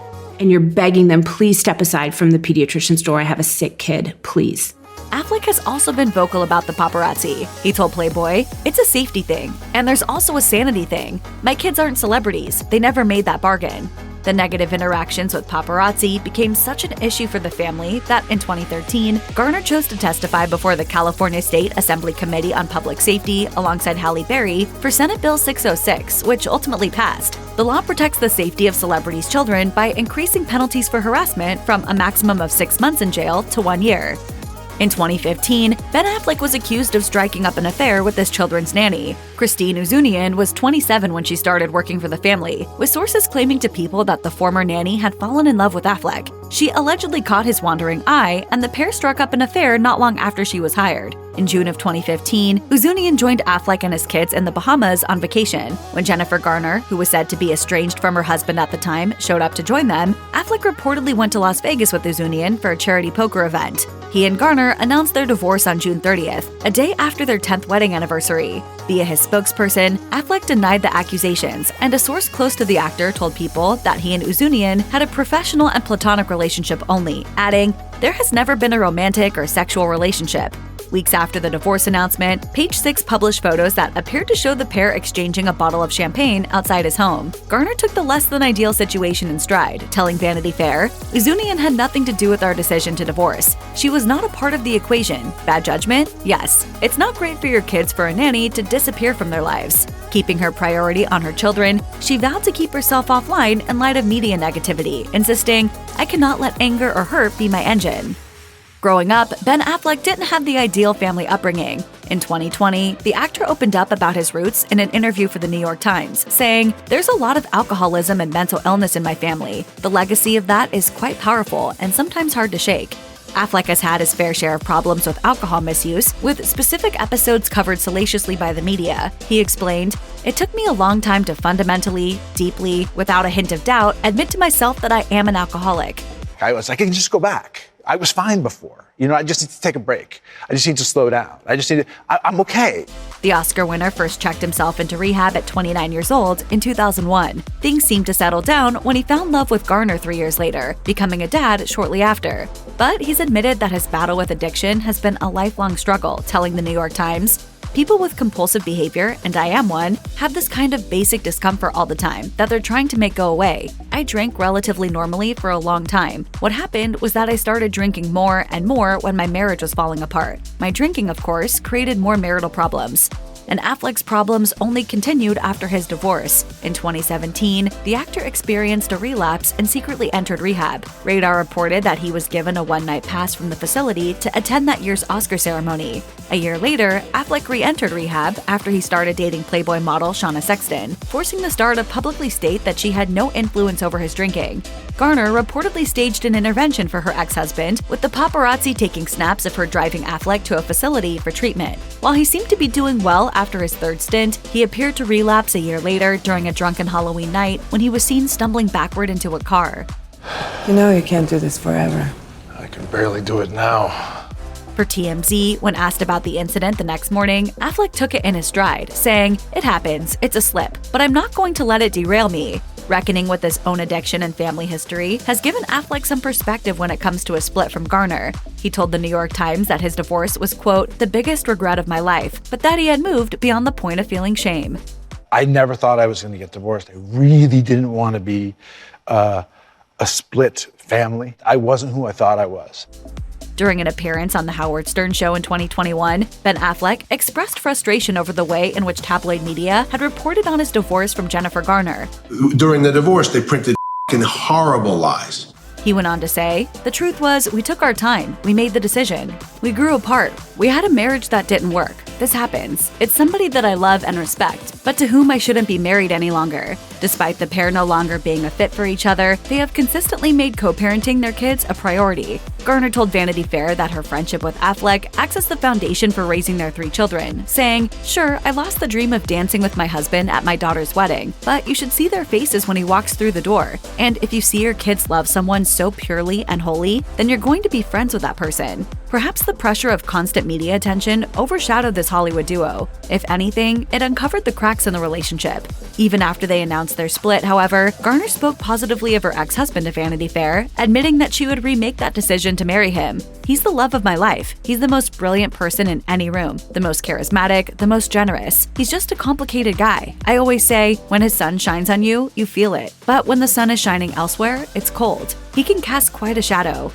Though their marriage wasn't meant to be, Ben Affleck and Jennifer Garner have always emphasized their mutual love and respect for each other. Post-split, Garner opened up to Vanity Fair about her ex-husband and explained that they were committed to working together through the divorce and through their shared parenting duties, saying, "He's still the only person who really knows the truth about things, and I'm still the only person that knows some of his truths." Though their marriage weathered its fair share of tabloid scandals, the former couple's focus has always been on co-parenting their 3 children. Affleck told Today in 2017, "If you recognize that you both have the best interest of the kids at heart, it's quite a special connection. We're the only 2 people in the world who care this much about these 3 kids." All my kids are really smart and brilliant and creative and just sharp. Still, Garner doesn't appear to miss a chance to poke fun at her ex-husband. The mom of 3 was quick to quip back when asked about Affleck's infamous phoenix back tattoo, telling Vanity Fair, "You know what we would say in my hometown about that? Bless his heart. A phoenix rising from the ashes. Am I the ashes in this scenario? I take umbrage. I refuse to be the ashes." If you or anyone you know is struggling with addiction issues, help is available. Visit the Substance Abuse and Mental Health Services Administration website or contact SAMHSA's National Helpline at 1-800-662-HELP. That's 1-800-662-4357. Like most well-recognizable A-list actors, the inimitable Woody Harrelson has some love skeletons in his closet. Here's what we know about Woody Harrelson's first marriage and the real reason why it ended in divorce. In most instances, you'd hope that a couple marries for love. In Woody Harrelson's case, he didn't exactly rush to the altar the first time around for any sort of passionate romance. According to the Los Angeles Times, after graduating from Indiana's Hanover College, the actor made his way to New York, ready to start his acting career. As it goes for most people, his big break didn't simply land in his lap. As the Los Angeles Times notes, after, quote, 14 months and 17 jobs, the future celeb was feeling defeated, ready to throw in the towel on his acting career. As fate would have it, however, he suddenly, quote, landed understudy roles in Neil Simon's play Biloxi Blues, and the role wasn't the only thing to catch Harrelson's attention. According to the outlet, the actor apparently upset the playwright by wedding his daughter, Nancy Simon. While we wish we could say this story had salacious gossip attached to it, it looks like every party has kept pretty hush-hush about the rather irregular union. As revealed by TCM, Harrelson and Nancy whimsically married in Tijuana in 1985, intending to divorce the following day. But when the couple returned to the storefront marriage divorce parlor, they found it closed because it was Sunday. Awkwardly enough, they remained legally married for 10 months. While Nancy Simon's name may not ring many bells, her Pulitzer and Tony-winning father's plays might. The mastermind behind comedy classics like Barefoot in the Park and The Odd Couple, Neil Simon was often called, quote, the world's most popular playwright after Shakespeare, according to the Washington Post. Needless to say, you can imagine the legendary writer's horror when he found out his daughter married an up-and-coming actor as a light-hearted gag. Woody Harrelson explained to USA Today, I think at the time, Neil was a little bit worried I might try to go after her money. In the years that followed, he also made it abundantly clear he didn't believe in being tied down. He told Barbara Walters in 1997, I don't believe really in the institution of marriage. You can't really say you're gonna have and hold someone till death do you part because you don't know. Sure enough, Neil didn't need to worry. According to TCM, the couple, quote, filed for a summary dissolution at the time Harrelson's career suddenly took off. We have a feeling Nancy probably dodged a bullet too, since the actor's newfound fame was filled with chaos and indulgence. He told The Guardian, I was 24 when I became famous. I got drunk on success. My ego flared up. There's a lot of ass things that I did that I can never take back. I carry a whole freaking boatload of regrets. Romance wasn't the only thing on Woody Harrelson's mind in 1985. Although that was the year he married his boss's daughter, Nancy Simon, his dearly beloved wasn't his top priority. He told The Hollywood Reporter, I got my first job as an understudy in a Neil Simon play in New York. Then the guys who did it got fired, and I was expecting to do that when I auditioned for Cheers. The then 23-year-old landed the part of the now iconic Woody Boyd on the legendary comedy series, the same year he married Nancy. He explained further, I couldn't have imagined leaving Cheers because really that show made me. I mean, I was anonymous and poor before that show. Sure enough, Cheers definitely made Harrelson. The celeb suddenly had the A-list personality to match, or as The Guardian put it, he was, quote, having a wild time. He told the outlet, there was definitely a time of, what would you call it, of satyricon, a time of definite excess. That so-called excess, however, could have sent the actor down a very dark path, or as another article by The Guardian revealed, stardom spun his head. He drank too deeply, sowed his oats too freely, and had a number of run-ins with the police. It took time to straighten out and settle down. Something tells us Woody Harrelson shocked even those closest to him when he wed Nancy Simon in 1985. After all, he wasn't exactly the type to want to settle down. Instead, he would fill his time getting in trouble with the law, or as Barbara Walters put it, he became Hollywood's poster child for civil disobedience. Fact is, I missed this shot, I'll walk away, I'm still a chump. Along with enjoying living life on the wild side, Harrelson was also known as, quote, a serial womanizer. As The Times explained, during filming in the late 1980s, Wicked Woody famously claimed to be sleeping with 3 women a day, spending his time having as much sex as he could. According to the outlet, the celeb even claimed that he, quote, felt trapped in a relationship after 3 hours. Yikes, how did he even last 10 months with poor Simon? He told The Hollywood Reporter in 2017, I just never believed that it made any sense, this long-term monogamy thing that humans do. Obviously, you can't have sex with anyone else, but many times you can't even be the person that you were before. I just was incapable of long-term relationships. I was with whoever would have me. Adding that relationships felt, quote, proprietary, Harrelson related being in a committed relationship to living in a cage. We're hoping his quickie union wasn't that bad.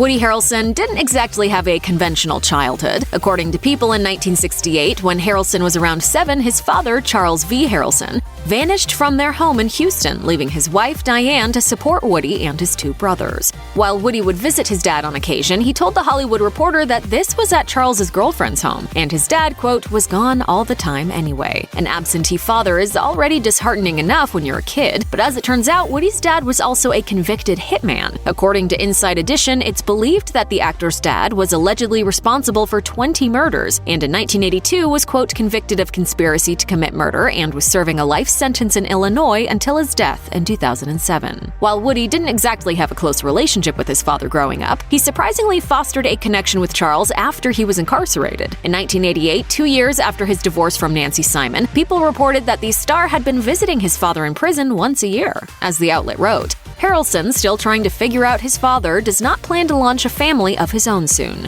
In Harrelson's own words, he told the magazine, "I can't see myself getting nailed down for quite a while. I'm militantly single. I find it difficult to have sustained intimate relationships."